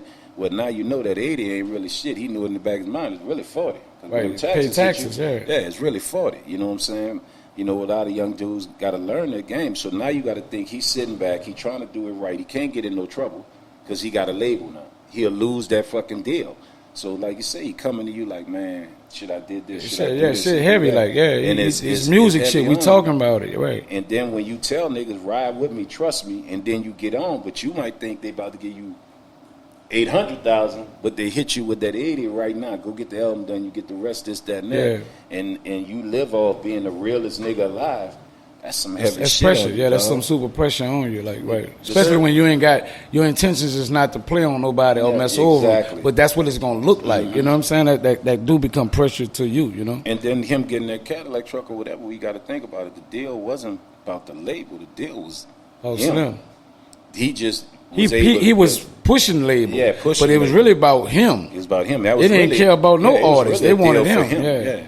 Right. Sir, you ever felt like just somewhat that you was the weakest link on the tank? Never. I can never feel that way. Number one, any artist, and I tell any artist, if you don't, rap is the most egotistical sport in the world. Everybody think they the best. Right. If you don't think you one of them, what the fuck you doing? What you doing? You know what I'm saying? And that's why I don't trip when I hear little young dudes say, yeah, this, that, and that. And you can see when people say, oh man, his shit was trash, this, that, and that, right? And it never bothered me because I had a mindset of this. Let's see. I sold over 2 million albums on No Limit, number 1, number 5. Couldn't have been that fucking garbage. And then when a nigga say you garbage, watch this. And this is why I shut a lot of niggas up. Separate you from a lot of them, right? Yeah, and I shut a lot of niggas up when I say this. Oh, so I'm garbage, right? I'm trash. How you know? You listen, huh? So that means you paid $17.99 and I got half of that, so my kids thank you, my nigga. Right. Not what you gonna say. And then most of the niggas I go to their page. I ain't gonna never say you was garbage. Listen, I ain't gonna never say you was garbage, cause man, on everything on me, nigga. At that time, not now, cause man, I'm in the blunt under smoke since Serv-On came out. You know what I'm saying? But at that time, it was for sure some verses that I knew word for word myself. But the reason why I asked that, because like if you ask a person who did grow up in my era, like the No Limit artists, they'll say like Silk, Fiend, P. They wouldn't mention Serv-On, so that's why I asked that. You got to look at it like this, and I don't know if me and you, I don't think it's me and you. If somebody down here, we had a talk one day, and it wasn't you, and I can't remember. It was a motherfucker down here, and he was like, "Yeah, I sold more records than you in New Orleans, right?" He was like, "I did 40, 50,000 or whatever." I said, "Yeah." I said, "I did 45,000 in Chicago, nigga, 65,000 in New York, 75,000 in Cali. Do you want to keep talking? That's just L.A." I said, "Nigga, you want to be king in New Orleans, nigga. I want the world to know me." So that's the difference. You know what I mean? And you got to look at No Limit. I wasn't on the big songs. But when we was on tour, in certain cities you can go into. They won't. You know what I'm saying? Where I get to St. Louis. I get to Chicago. Head and Shoulders, the song I had, Head and Shoulders, Real Gangsters Don't Dance, They Groove. That was like one of the biggest songs in Chicago. In those markets, right. GDs. Right. Because my family, you know. Yeah. Real gangsters don't dance, they groove. You know what I'm saying? You know, They understood it. They understood what, you know what I mean? And so you go places and Mia got everything. Everywhere she went. I'm going to tell you that now. Everywhere C went, got it. Mystical, everywhere. You know what I'm saying? P, everywhere. You know, Fiend, you know what I'm saying? And then you get where we at where it's like, okay, these next 10 cities serve that, you know what I'm saying? Yeah. And you know what I mean? And that's just the way it was. When you on a big label like that, even Cash Money people will tell you that. Right. You know what I'm saying? It could have been a part where like I feel like I always say me and Turk, right? And I always felt like we was like underdogs. Right. You feel what I'm saying? That we Turk from Cash Money, right? But there's a reason you feel like that, though, too. Because, I mean, you got to think about it. Turk was blessed to be on big songs. I was never blessed to be on big No Limit. That's what you're saying. You get what I'm saying? Yeah, he went on the big singles. Yeah. You know what I'm saying? And that is a big difference. That play a big difference. But then the streets. The difference is, like, you know, even though people say that don't mean anything, but shit, that mean a lot. But that's what I'm about to say. People talk that shit, but everybody talk about I won't be the one in them streets. So when you think about it, you go with Turk. His verses and shit like that in the streets in every city is what? Turk was hard, bro. I never denied him, like, man, you know what I'm saying? Never. I never denied Turk. I know Turk just didn't get the fair shot because when Turk album finally was coming out, you know, Cash Money was kind of breaking up and people was leaving. But if he'd have dropped in the mixer when the heat was like it was, man, Turk was somebody. Man, like, let me tell you something. I always say he's like one of my favorite hot boys, man. And then I understood. I saw his role where, okay, yeah, I'm here, and motherfuckers know me, but I'm not on this. I'm not pushed out there. You know, it wasn't done purposely. It's just the way things was. You know what I'm saying? And everybody got their fair shot of things. Why you wasn't on Make Her Say on? It was actually my Soulja song, and I left and went home, and P ended up. That's doing crazy. It. Yeah. Hold on. It came from them. We talked about this earlier, man. We talked about this earlier. Damn. Right? While I was right here? No, you wasn't here. God damn. What? We used to that listen nigga to. said, "Make you say on" with his song. That was his Soulja song because everybody had a song on Soulja song. All you do is go watch KL interview, and he was like, "That was Soulja song," and he was like, "Man, wrap your album up. You can wrap it up." And I was going home because I had a child on the way, right? And she had came, and so I was just more or less like I wanted to just go home and be with my child, and I come back to the studio and knock that out, and they end up doing that, but it was based on that old situation with MEANA, right? Because they had a song, the gold cassette, with something on there. It must have been in the song or whatever. It was in the song, na. And so what people don't know, Master P means I master what you do and do it better. Take your shit and do it. And so when I come back, he on that bitch, na, make him say, And if you look and listen to the voice, I'm the Colonel of the Golden Platinum Tank. Y'all have the big things. I'm after big bank. Third Wards. You know what I'm saying? I didn't know that. That's new to me. So, you know what I mean? But that was like motivation, like, you know what I'm saying? And so for me, you know, that was, you know, that one song that would have been big. Well, that was a shot? Who's to say, you know? That was just part of the crime shot? Well, listen. I didn't know that. If it was, I didn't know that. We would have got straight to it. We would have got straight to it? Yeah, I would have got straight to it. I would have got straight to it. Real talk. Because I was in the mix of it at that time. It was like Pastor Troy, too. Yeah. It probably Pastor Troy. Like, because Pastor Troy was more like out there. Yeah. But I know one thing that happened that I know that came from, our situation, which was Can't Go In, Miss T made Tell Me Why, and then Jabbo and Mercedes came out with the song. That bitch was, people used to have it so mixed, they be like, didn't y'all make a new song? I'm like, that ain't us. That was Jabbo and Mercedes, but people thought it came, because we had Tell Me Why already. So purposely, you saying? That's how I took it. I'm just being honest about how I but you know felt what? about I it. never knew that because we was doing the albums out in Cali, and at that time I was over. You didn't hear that song yet? No, I didn't hear it, and so I didn't even put two, because like I said, being a big fan of them, I knew all their stuff. You know what I'm saying? Like I told him before, I had his music when I was in the military, bringing it up to the East Coast. Right. You know what I'm saying? So yeah, but that's how we felt. Now we could be wrong, but it was so similar, and it was you ain't gonna tell me it was like the same concept, and I was like, damn, all right. And it was big song. It was hot. It was rolled. I even liked the song. It wasn't like no hate on it or nothing. It was like that bitch jamming. But I felt like that concept had came from the Tell Me Why, and that's one thing. I didn't know all the other stuff. I wouldn't have put all that together. But that particular song, I was automatically saying, hey. You know you about to start something, because Miss T gonna see this, and she gonna go off. I think me and Miss T had these conversations though. No, I think me and Miss T had these conversations where they was like, they made they didn't take the verse, but they just, it's the concept. They did the same thing, boy, girl singing, like concept, cadence, that type of vibe. But one thing a lot of people in New Orleans got to understand, when we was doing our thing, y'all was so talented, dog. So much talent down here, and I think a lot of talent was stubborn. You know what I'm saying? Because he came to get a lot of people. He wanted a lot of people, and a lot of them just was he was giving them opportunities. It was like, man, I don't know y'all for that, and I ain't feeling this and feeling that, and and you sit back and you look at, like, we wanted all of New Orleans. P should have bought my contract out, bro. I'm big boy. You should have bought it, bro.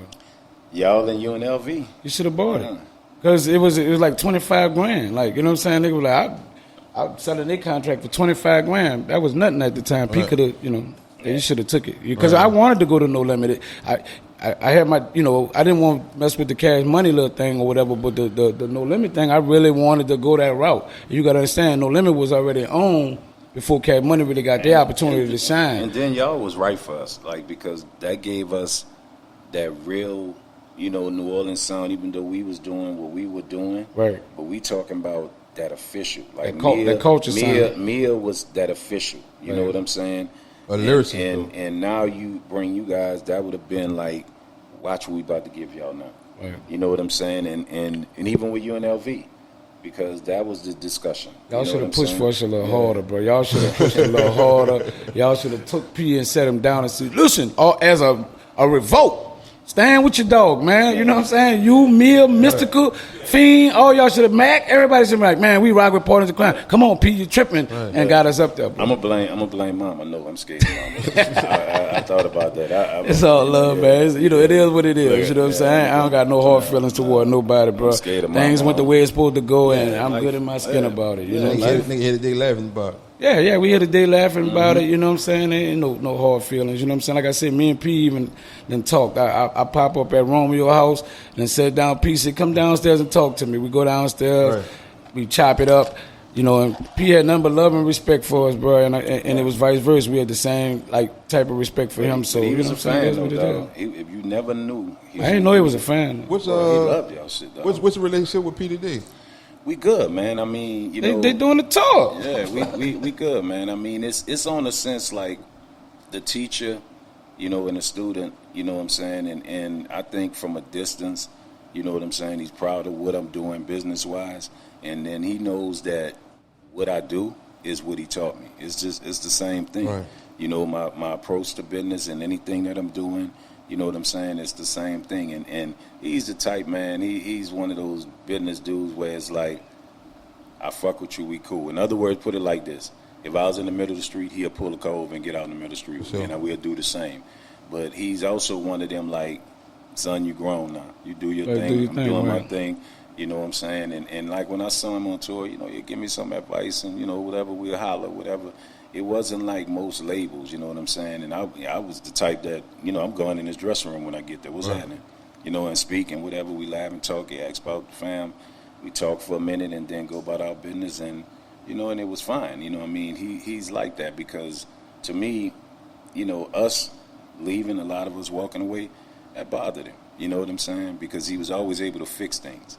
And so I know it bothered him, and it took him a while. He a true New Orleans nigga. Like, it took him a while to be like, all right, because he said his little, he said his little things on interviews, and instead of us saying stuff back, we know where it come from.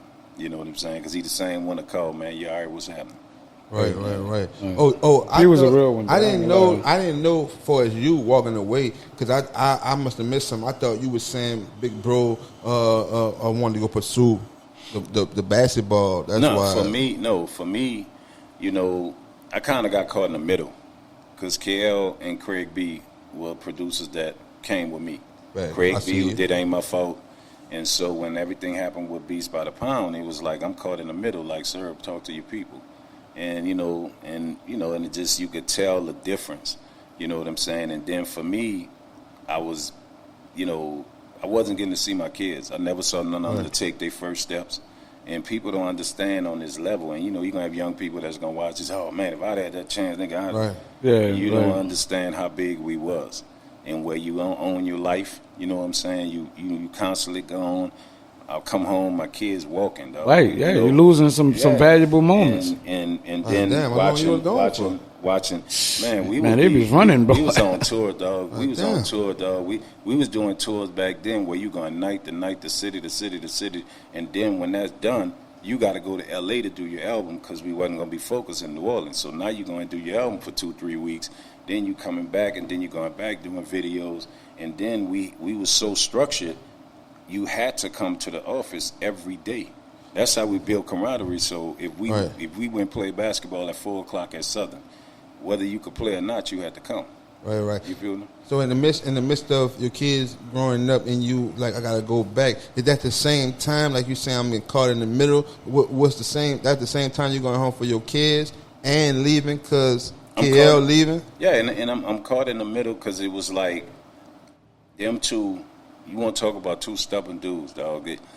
KL and Master P? Yeah, two dudes that really cared about it and loved each other. And KL was a good dude, man, to the point where, man, I used to laugh like, man, as close to God you're going to get, man. He ain't going to never fuck over you, never. He'd say, bro, he good people, dog. Not being blasphemy. And when, some things were said and KL heard it, KL was like, all the money, everything, I'm gone. You know what I'm saying? And now when you got to think about it, if I came with, me and K came together, and Craig B, and two of them is my guys, so they gone. And then I guess then we had new producers come in who I loved the dudes, right? But we was so, that's like, I felt like I was doing my dudes wrong. Like you was betraying them to some degree. Yeah. Right, and so your loyalty was with them. And then I watched where I was supposed to be. You could tell then the business side started coming. Like 504 Boys album came out, and it was like I wasn't on. I did one song, but I wasn't on it. And so me being a man, I called, say, bro, I'm gonna go do what I gotta do, man. I appreciate everything you did for me. Because you saw the 504 Boy come out and you wasn't on it. Yeah, because I went in there and I worked first. I had to call and ask, like, yo, when we doing whatever, right? And it was like, yeah. So I came, did a song. And then when it was coming out, I wasn't on it. So I was like, you ain't gonna, you know what I'm saying? We're not gonna play that game. You know what I'm saying? God bless you and you new people. That was after you left, though? No, this was before I left. That's what made his decision. My final straw, because I was thinking about I wanted to take a break and walk away from everything, and then them going, and then you got different people walking away, and I'm like, I'm caught in the middle, because I could feel the thing, where every once in a while me and P would talk, and then he'd be like, man, what's happening with your people? And then we wouldn't talk for a minute. Right. And I'm like, I'm caught in the middle of that. So it was like, now I got more reason to look at my kids, and trying to withhold my marriage at the time. You know what I'm saying? Right. And so, and then when I started looking at that situation with that album, I was like, you know what? And I assessed what I can do. And so, I had a lawyer, and we was talking backwards and forth, and there was deals on the table. And so I was like, you know what, dog? And because I didn't want to get to a point I'm a man. Because then I'm going to say, like, dog, what's the deal? You know what I'm saying? And you never know how bad shit turn out. And then the man gave me a chance. So I didn't want it to turn that way where we having words or something like that. So I was like, bro, I'm about to go do my thing, you know what I'm saying? I appreciate everything, man, or whatever, whatnot. And he was like, all right. You know, he kind of hit me with the, which move it was, you know it's cold out there. Did y'all ever sign contracts? Honestly, people like me, Mia, KL, we didn't have contracts. That's because I see how it was so easy to walk away, and that's usually not how stuff is structured. It's usually like, you can't go because it's damn like I own you. But they were from the dirt. They were from the dirt, brothers. but they didn't. Yeah, that's why I'm saying. But still, contracts can still come and play. They can still be like, well, look, now that we got the business, this is what we need to do. Because you got to understand, when you're dealing with priority, they need to know that they got the rights to do what they're doing. But that's right too, because see what I'm saying? Because around that time, you know, for the first time, contracts were, you know, I think P was doing something big, huge deal with them. And so now everybody had to be on contracts. Okay. You know, so that was coming. You know what I'm saying? And so I think that was one of the reasons with K and them, I don't want to say it wrong, that they had their dispute or whatever, whatnot. But, you know, we kept it as real as they could keep it. You know what I'm saying? Like, we owned our masters. You know what I'm saying? And we did 50-50 with him, which was unheard of. Right. You know what I mean? Even artists that used to come down from big labels, Church and all of them was like, wait, how much y'all contracts? And that's your house, that's your... Yeah, it was special. Y'all had because that shit. You had people like LL was getting 6-7%, man. Outkast as a group, 10, 12, 15%. You know, where we getting 50-50 and on our you know what I'm saying, our publishing. No split publishing, none of that. As you sit here and talk to me and MEANA today, from the move that you made and say, big brother, I'm going to just go ahead and do my thing as you mature in that situation and played in your head 1,000 times, you still going with the move? You know what? When I think back at it, I love who I've become, you know what I'm saying, as a man and as a businessman. But I always say, man, I second-guessed it because at that time, I think he was starting to trust me to turn in. If his album was coming out, we go to Cali, I was in charge of turning albums out. So I was learning A&R. Right. You know what I'm saying? And being able to deal with priority and stuff like that. He was entrusting me because he was playing basketball and was really, you know, you can see him needing somebody to handle that part of the business. This is my home, though. I came with them. They came with me, though. That's some real loyalty that was tied into that, bro. And so it's loyalty, but it is the wrong decision, man. But then, you know, now I'm gonna keep it 100. To me, I'm gonna keep it 100. Where I have my moments, right? They be on and off because I'm like, now I'm turning in albums. I'm dealing with execs at Priority. Like, I'm learning from him, learning from them. And now I'm looking at the simple fact he's pushing away from basketball.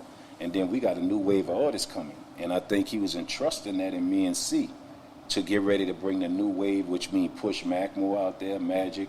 And you had other artists that were coming. Chopper, all them, like Weeby, all kind of them. Yeah. So we would have been, you know, doing a lot of that, you know, the work. Which means now that gives me what? Like almost executive producer credits and shit like that. And then basically not running his label, but doing that type of work. You know, that's putting you on the forefront. Yeah. I get exactly what you're saying. So I thought about it, like, and then you know, for myself, because I did 2 albums and I'm coming off a #1 album, and I'm like, I could have did, and I started on the 3rd album, and you know, I still can't to this day mention, but I had like 2 multi-platinum artists and 1 multi-platinum singer that was on my 3rd album that never came out. That's still in the vault. Wow. And I left, and I had changed. I got better as a rap artist. So I think about those times. That's what I was about to bring up with you brought it up about. Because I was about to say you was already on that trajectory, and then like, damn, at that time, like you were saying, I was about to bring that part up. Yeah. Was you still with No Limited Time? They bought around Ghetto Commission. Yeah. That was in the heart of everything. Man, them dudes. I just talked to. Because that was kind of our, you know, West Bank. That was kind of our big. Oh yeah, they were from the West Bank. Like, that was Carlos. See, that was Carlos. That was Carlos. Dwayne, Dolio, you know what I'm saying? All them dudes, right? Spade. I was just talking back and forth. I was supposed to do some music with him, go by Los. But Holloway, that was Dwayne. Holloway, that's Dwayne. Holloway was a dog. I think that's the best one. That was dog, and then Spade. Yeah, both, man. And the thing about it with them, they was different from the West Bank. You know what I'm saying? Because to me, the West Bank rapped a lot more than our side at one time in the beginning. Because MC Thick and all of them, they did. You know, so them dudes was nice. And then they competed, man. They was there. You feel what I'm saying? So I was around with them, and then the one thing about them too, you trusted them when you was on the road, because that you know, we had that thing. I had to trust you if you was on the road with us. Right. Because, dog, no matter what New Orleans might look and say, well, no limit when this Cash Money, right? And you know, I love Cash Money. Don't get, cause, you know, me and Brian go back. I think we popping this shit, yeah. No, oh, nigga, cool, but you know, because let me tell you, New Orleans will hit fuck you. with you, nigga. New Orleans will hit you with some shit like, if a nigga from New Orleans, because I got to stand my ground, because one thing I never liked, dog, niggas would say, Cash Money took y'all spot. I know you don't like that, nigga. It was room for both. They was doing they stunner. They was the part, you know, make it pop, bottles popping that shit and whatever, and get your stunner on, whatever. And we was street. We was soldiers. You know what I'm saying? We still dealt with the nigga that was scrambling his money together to pay for Pampers, nigga. They dealt with the niggas that was going to spend $10,000 in the club. You see what I'm saying? Right. We had the niggas in the mud. They had the niggas with all the shine on. So it was room for both. I just hate when people say that, and then you get this new generation of young people in New Orleans like, yeah, I'm like, bro, y'all know nothing about us, y'all. Sir, growing up was one thing, right? It's a certain feeling, certain thing come with going up. Like, you're on this certain kind of high. Let's talk about when it's coming down. What you had to deal with when the come down part came, that part of life. Like, I ain't the nigga, the tank ain't moving. We ain't doing shows everywhere. We ain't on tour. I'm not in the studio. I'm not in cap. That part. Mental, like, you know, this the last of mental health month. Yeah, for men. For men's health. So mental health. Yeah. So that's big. Where was your mindset in that time? Like, because I want you to explain. Because people always talk about the going up part, but don't never talk about what we go through mentally. Yeah. We're coming down. What you had to deal with, I'm bro? gonna tell you, like, you know, Pac had a famous line, bro, unconditional love. When all the lights scream scatter, only my dreams matter. You know what I'm saying? And when you seeing that, where now, for me, you're not with No Limit. You're not with the biggest label in the world. And you're saying, like, I want to be dad, right? Right? But then you sitting down and people hitting you, like, I had deal offers, right? And then I saw the difference, dog. Like, if I took it for granted where I was at, and now I got somebody giving me $125,000 to just put an album out. So you like, damn, that ain't nothing I do. I'm at No Limit. We do 28 songs in 2 weeks. I make this that. out. Yeah, this easy. I'm gonna get this 125, right? And now you in there. I ain't got KL and all of them. I ain't got P come and pull in and say, okay, let's do this song, nigga. We gonna send this to Priority, nigga. We gonna shoot your video in LA. Now, like you said with Slim, now I'm in charge. I gotta pay these producers. I gotta deal with this. And then you saw the difference of the way the industry. This where the downpour came in, where the same people. When we out of town with No Limit, this and that, Serv, this, that, and that, and that, Serv, I'll fly you out here, and this, that, and that, and that, right? The ass-kissing part of the industry, the weak niggas, right? You see them somewhere. I got a new project, you know what I'm saying? Now, these niggas that I was over the promo team, and I used to pay certain motherfuckers in cities to do our promotions. Now, I got money to pay them. Oh, man, you ain't fucking with P, huh? And I said, man, I don't really talk about that. All right, I'm going to get at you. Nigga wouldn't even take my money because they thought me and, you know, it's beef. Right. And I'm watching motherfuckers who I'm talking about call me and I'm like, I'll send you the money, you know what I'm saying, for your family to keep your lights on. These niggas are bigger now because of No Limit, right? So now them niggas not, you know, they ain't fucking with you. Yeah, that felt different, yeah. It's like, oh, wow. You know, and then I'm from here. So my first instinct, bitch, I sneak. You know what I'm saying? Like you playing with me. Like, you know what I'm saying? Like, I'll sneak you. Yeah, you mad, dog. You mad. Meaning you mad, dog. Right, like, I get it, bro. I come and from then, that club. And then you start seeing motherfuckers smile at you. Because motherfuckers used to smile in your face, dog. Put that the board. Yeah. Bitch, I sneak you. That's going in the board. Dog. Bitch, I sneak you. Right. And it's like, because you got to really think. Me and C was the ones in New Orleans. So to get the P, I'm the only one you're going to see mostly because I was at every club. Hey, but look, don't, man, I got to make a statement. Hey, don't lose your train of thought what you were about to say. So what year this was when C was in New Orleans and where he was staying at? In Georgetown, 90. In the East, huh? Yeah, he was at Georgetown. Me and both was at Georgetown Apartments. So when did Slim start? I mean, when did C start going to the Cali? C was always doing that, man. P used to. He just didn't live there. Yeah, he didn't live there now. But he went there almost damn near every day. Yeah, he still was going pull up there, dog. He was club for what 44, whatever, 49, whatever. You know what I'm saying? And C was because we used to get fussed at, me and him. Because my thing, I was coming down the Whispers. Don't be I hanging. was at the bottom line. Right. Yeah. Don't be. You was at the bottom line. Yeah. Too much. Yeah, nigga, I was in that bitch. Right. And then Then I was out there, dog. You knew my car. I had white cars. You burnt us? And Bert, yeah, I was. Yeah, I was. Well, I remember Bob Live. 30 something. Right. 30 something, man. And They so had 30 something? Yeah. No, The not the one over here. Not the one that was I know, but they said the real 30 they something bought that that was back. down You there call on it the down. real. They bought that back, huh? No, I'm saying no disrespect. The old. We're going to just say the old. Down. The old, bro. Right, Just say the old. That nigga shoot, boy. That nigga killing pissing everything everywhere. for real. That nigga pissing everywhere, dog. Hold up. That 30 something on down, when I'm talking about, that's where they first started with the female waitresses. Right. Banging at waitresses that made you spend extra money.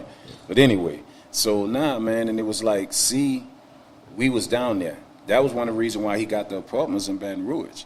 Right. You know what I'm saying? Because me and C stayed in New Orleans and had apartments at Georgetown Apartments. Because it was like, we making it, dog. And when you said That's what I was telling gangsters. Nine Like, and I was like, dudes, like, I said, man, he was in the East. Right. You know what I'm saying? Like, he was here. Like, you know, he was like, C wasn't here. And I'm like, he was here. You know what? And I'm going to answer that, too. You know the crazy part when I saw gangsters say that, right? I'm like, you don't know nothing about C, man. Right. You have no idea what C was doing up in Oakland, why he had to keep coming home. Right. You had no idea. And this things, you know what I'm saying? Like, C was young. And I say it like that. Right. That's the first I'm going to go. Right. Right? And I'm like, gangster, no disrespect, homie. Yeah, You a know, real for dude. him- He's for been a him, real dude, dog. And anybody, and I always say this, when dudes that slung iron and that's all they slung, they can always say who's real and who's not. But put that iron now. Man up, stand in the middle of the street. I guarantee my boy ain't gonna back down. I guarantee he gonna do what he gotta do. And if he don't, I'm gonna do it. So it's like, you know, I see him say that, well, he wasn't out there, and people, you know, New Orleans. Well, just New in his Orleans, defense, that's a step of saying but that about this, another nigga but, too. Okay, sir. that's just That's why he like, just okay, said, put the gun down. Put the gun, and that's okay. That's a perfect example. Like my family, Slim, Randall, bless, right? You know, I used to tell my family that. Like, you know what I'm saying? I know how he lived. I know what he did. But I used to tell him, man, like, all that, man, put the pistol down. We have a disagreement, argument, whatever. You feel what I'm saying? I'm like, no disrespect. I respect any man that sling his iron, do what he got to do. That's He was the life talked you about live. at that time, though, Yeah. that you was coming up. He was being mentioned, right? Yeah, you know what I'm So saying? that Who you was heard being him. mentioned? Gangster. Yeah, I mean, His name was. know what I'm he saying? was always, it was ringing out. I knew about him. See, we come from a different era with the Magnolia. See, I was 6 and B, but I used to play basketball on the Willow Court, be on the 6th Street Court, whatever. So I come up with the KCs and the Dietrichs, the Fat Terrors, you know what I'm saying? Don Peters, Darryl Peters, you know what I'm saying? Different, you know, stuff and all of them. I mean, so Different you know, age so we bracket. yeah, Above- That's a different older age than bracket. that's Yeah, a way different older than age bracket, gangster. you know yeah. what I'm saying? You know, even when people talk about the Melphamine, you know, I can remember the Tigers and shit like that, and the Brian Mundys and all that. You know, from your way, Terry Fountainberry. Yeah, when I yeah. tell people People talk, don't- I said people people don't talk speak on him that. a lot, I said yeah. people talk that He's a talk. monster. Say T, say Terry. Knockout Fountainberry. artist, too. Oh, put you to sleep. Put you to sleep, and you wake up and go back to sleep on your own. Right. Yeah, he was a terrorist. Terry was outside. Terry was serious, bro. Yeah, prep dance was like Yeah. you had to be. You got to realize going to prep dance to get home. For me to get home, the 17th, them niggas out there, that's them. You got to get through there, then got to get through where BG and all them group, then 13, get back, yeah. then get through round Louisiana, and then get to back to 6 and B. Right. You know what I'm saying? So and you know everybody knew Terry. You say randoms with your cousin? Huh? That's his cousin. Yeah, and T-Dub, yeah, that's my family. all right. You know what I'm saying? So, you know, when I laugh about that, when I see, you know, and I used to feel that's just the way I grew up. I feel like this.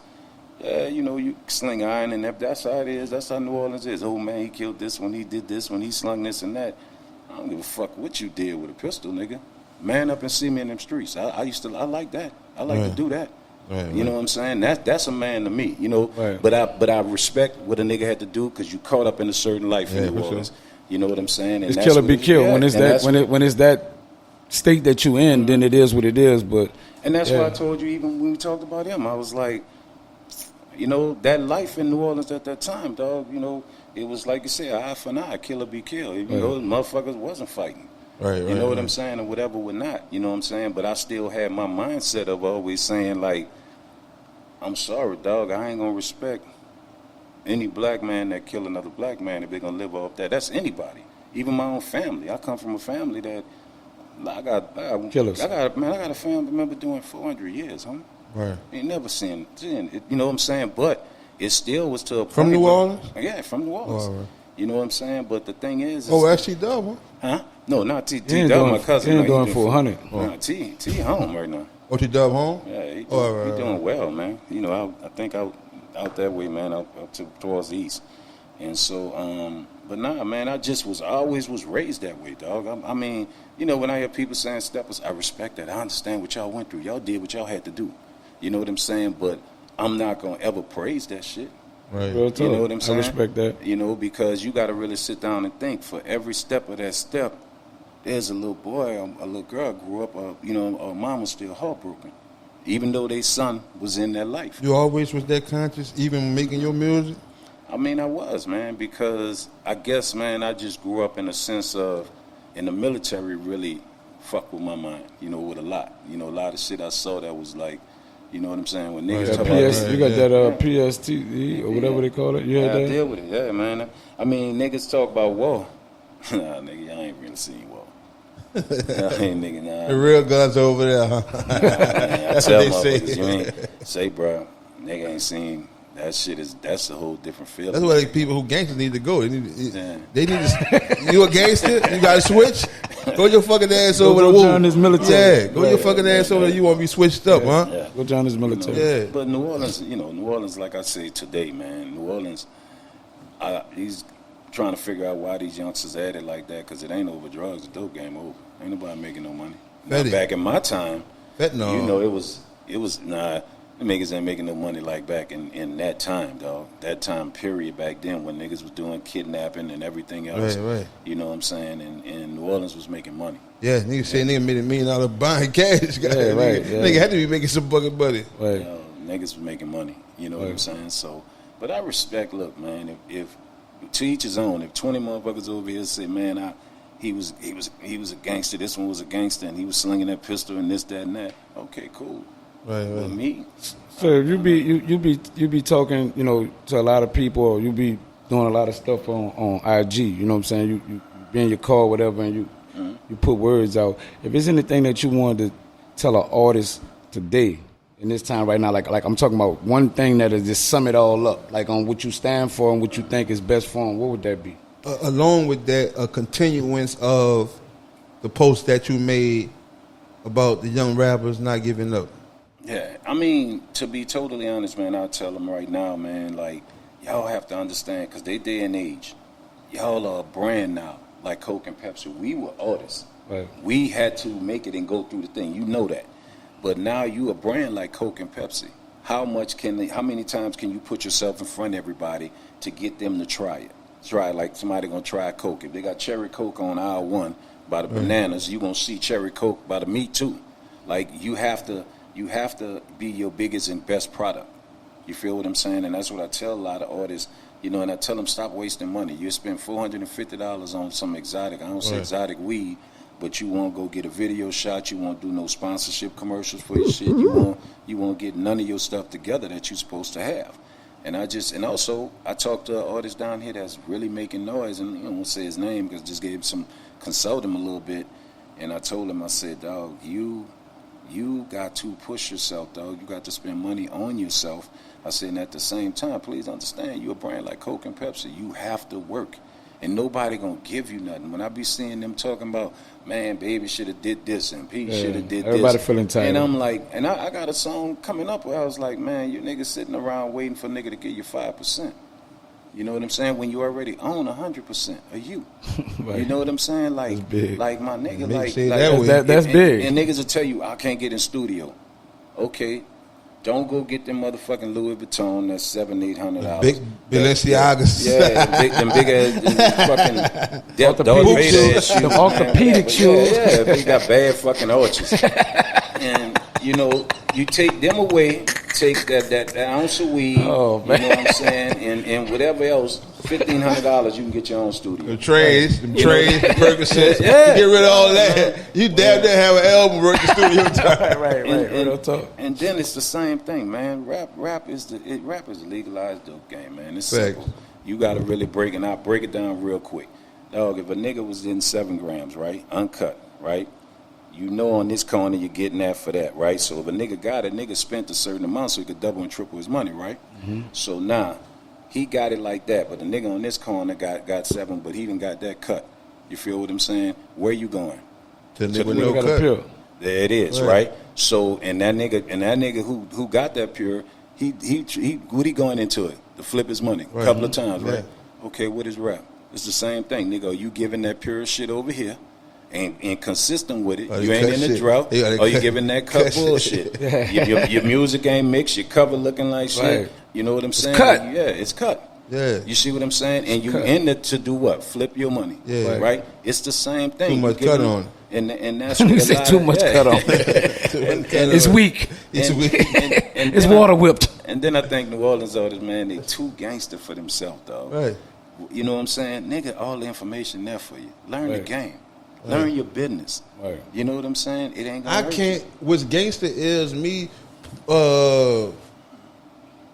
having a false persona to make you think I know that already. That's what's gangster. You know what I'm saying? Man, all the time. That's what it is. Nigga ask me for all the information about shit, and I'm telling him, well, I know that. Yeah, you know, well, why the fuck? Why you ain't doing nothing that you know? Yeah. If you know everything that I'm saying, that too. Why you not doing none of it? Bro, yeah, I'm telling you. I don't get it. Bro, I put it. That's gangster. Stupid. I put on stupid gangster.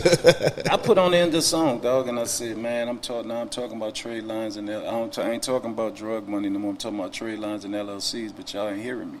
You know what I'm saying? And when I'm sitting there telling niggas like, y'all talking about y'all need money put in there, I said, dog, do the white man's game. Man, I ask niggas, get your LLC set up. Mm-hmm. Build your personal credit. Get that shit straight. All you got to do is look at it. Some niggas might have 600 credit and don't even know they have it. Right. Get the bitch up to 750. Chase going to give you 100,000. Yeah. And now you got your 100,000 to put behind yourself. Right. That ain't hard to learn when a nigga constantly telling it to you, and now you ain't got to go in the streets and get it. Right. Oh, you talking about a 3-month process. You know what I'm saying? And when I tell niggas get their business together, get your LLC, man, become an entity, man. Go read, my nigga. You look at all the fucking videos. File taxes 2 years. Because you got to put all that in depth. You got to file taxes for you don't sound years. like the motivated speaker. You do that, you do that, you do that. Man, then you get 100,000, and then you go to heaven, and you get that BMW from up there, and then you bring it back to the bank, and you are, man. Bruh, but and then you're good. You're good. Just don't smoke. Don't drink no water today. Man, that's how a nigga sound. Let me tell you something, bro. I break it down to niggas, man, when I sit down with an artist. And I'm like, dog, what your credit look like, right? Nigga look at me one day, man, I'm in them streets. I said again, that's a 300. He's that bitch. And oh shit! And I'm like, and I'm telling the niggas, man, and I'm sitting back like, you know, and then I done got niggas that like, man, and what's the little dot? What's the Hellcat? Nigga, I just bought me a Hellcat. Henry said I got a Hellcat. Oh, Henry Hellcat. A hell kitten. Oh shit! Go ahead, nigga. But it'll kill me though when them niggas will tell me, man, I just paid cash for Hellcat. Scat pack. Nigga, what the dog? So why is you asking me about investing in you, nigga? You just go bring that bitch back. Right. Go bring that bitch. Oh, you got gap on that bitch. Right. Go bring. You know what I'm saying? But it's and that's the thing, dog. And when I do give that advice, a lot of times, man, I'm trying to. You know, especially like you say, well, don't give up or whatever. Because I think it was a post where a mother told nigga, man, you need to just let it go, get the fuck up. Yeah. And I'm like, and it was some artist said that, man. And I'm like, man, how this nigga gonna say that? You know, because in my generation, we all know about each other. Like my generation, we all know about each other's journey. I'm talking about forget, not just No Limit. I'm talking about artists in Atlanta, New York, nigga. We know because it was a code. We all talked. You know what I'm saying? You knew about this one, that one, that one, that one. So when I see niggas of my generation telling dudes, man, you ain't gonna make it, man, shut your ass up, dog. Right. Nigga, remember you out there waiting for the fucking DJ to come out at the same time, nigga. Shut the hell up. You know what I'm saying? Go ahead with all. How you gonna tell that man that shit, dog? Nah, real shit. Like I say, man, sincerely, man. I know you know MEANA, y'all got good bond. I appreciate you coming through, brother, and we finally got this shit Yeah. to work, man. Before we get out of here, once again, let them know about the Vibe Vision and let them know where to find you. Yeah, man. You can find me on Real Mr. Serv-On, No Limit Records on Instagram, Serv-On YouTube, the Real Serv-On, Mr. Serv-On YouTube, and especially on, Facebook. All my companies, man, that we got, Vibe World Sports Agency, man. Big up to Lance Robinson, about to get on with the Bengals doing this thing. We got Vibe World Vibe TV coming, which, we going to compete with YouTube and whatever, whatnot. We got Vibe World Vibe, our app, our music app, which is going to be better for artists to make money.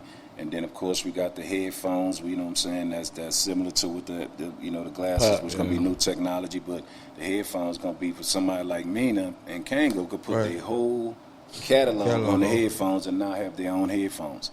You know what I'm saying? And I, That's cool, we doing a lot, man, coming up, man. Vibe World Vibe is going to really make an imprint, man. So Package real nice. For sure. Yeah, a little something, Nice package. So I know he gonna probably find every little reason to talk bad about my. Nah, man, shit, I fuck with him. Yes, they really think you a hater, Gas. I think you done pulled that. You done put that out there so much people thinking like Gas gonna hate on my shit. He don't even know. But look, as soon as he walk out the door, I just ain't got the time to pair him. But MEANA, y'all wouldn't be who y'all was if he wouldn't act the way he act. Right. But I do want to say this before I get off with y'all, man, and I tell a lot of dudes when I do interview, y'all dudes need to understand how important, y'all are. Because y'all are part of something we never had, black media, black-owned media. Y'all, we get to tell our truth. We finally get, CNN ain't gonna give you the time. Right? So all of y'all, man, I'm appreciative of y'all. I'm very appreciative of y'all, man, and proud of y'all because I don't even think a lot of y'all really realize the balance y'all take, y'all pushing. You know how many people watch y'all just like they watch a bunch of the black-owned shows. That's taking ratings from them. Right. Something that, if somebody would have sat out and said, I'm going to get all y'all and do these shows, and, they would have put a stop to it. They didn't believe y'all could do what y'all doing. Now y'all got to share the market. Right. And y'all our own media. You know what I'm saying? So please don't ever think y'all just doing a little show and it's cool and talking my shit. Tell them to take that lid off our shit. Yeah, get that lid off there, man. That nigga fuck with you, man. Yeah, I see the little podcast. See that podcast, bitch. But you know how niggas be. Can't get on that bitch, though. Can't get on that lid. Don't niggas do you that? Man, nigga tripping with his little podcast. I seen your little podcast. Yeah, man. But I appreciate you sincerely, sir, man. I appreciate you. My nigga. Stop hating, guys. Facts. Gotta stop hating, man. Nigga had cups in his suit. I got to fuck with you. I know my Gas the hater, man. I'm Mr. MEANA, the instigator, bro. You already know what to watch. Man. Watch this, don't watch that other shit, man. Yeah. Y'all not cowards. Y'all being real about what y'all doing. So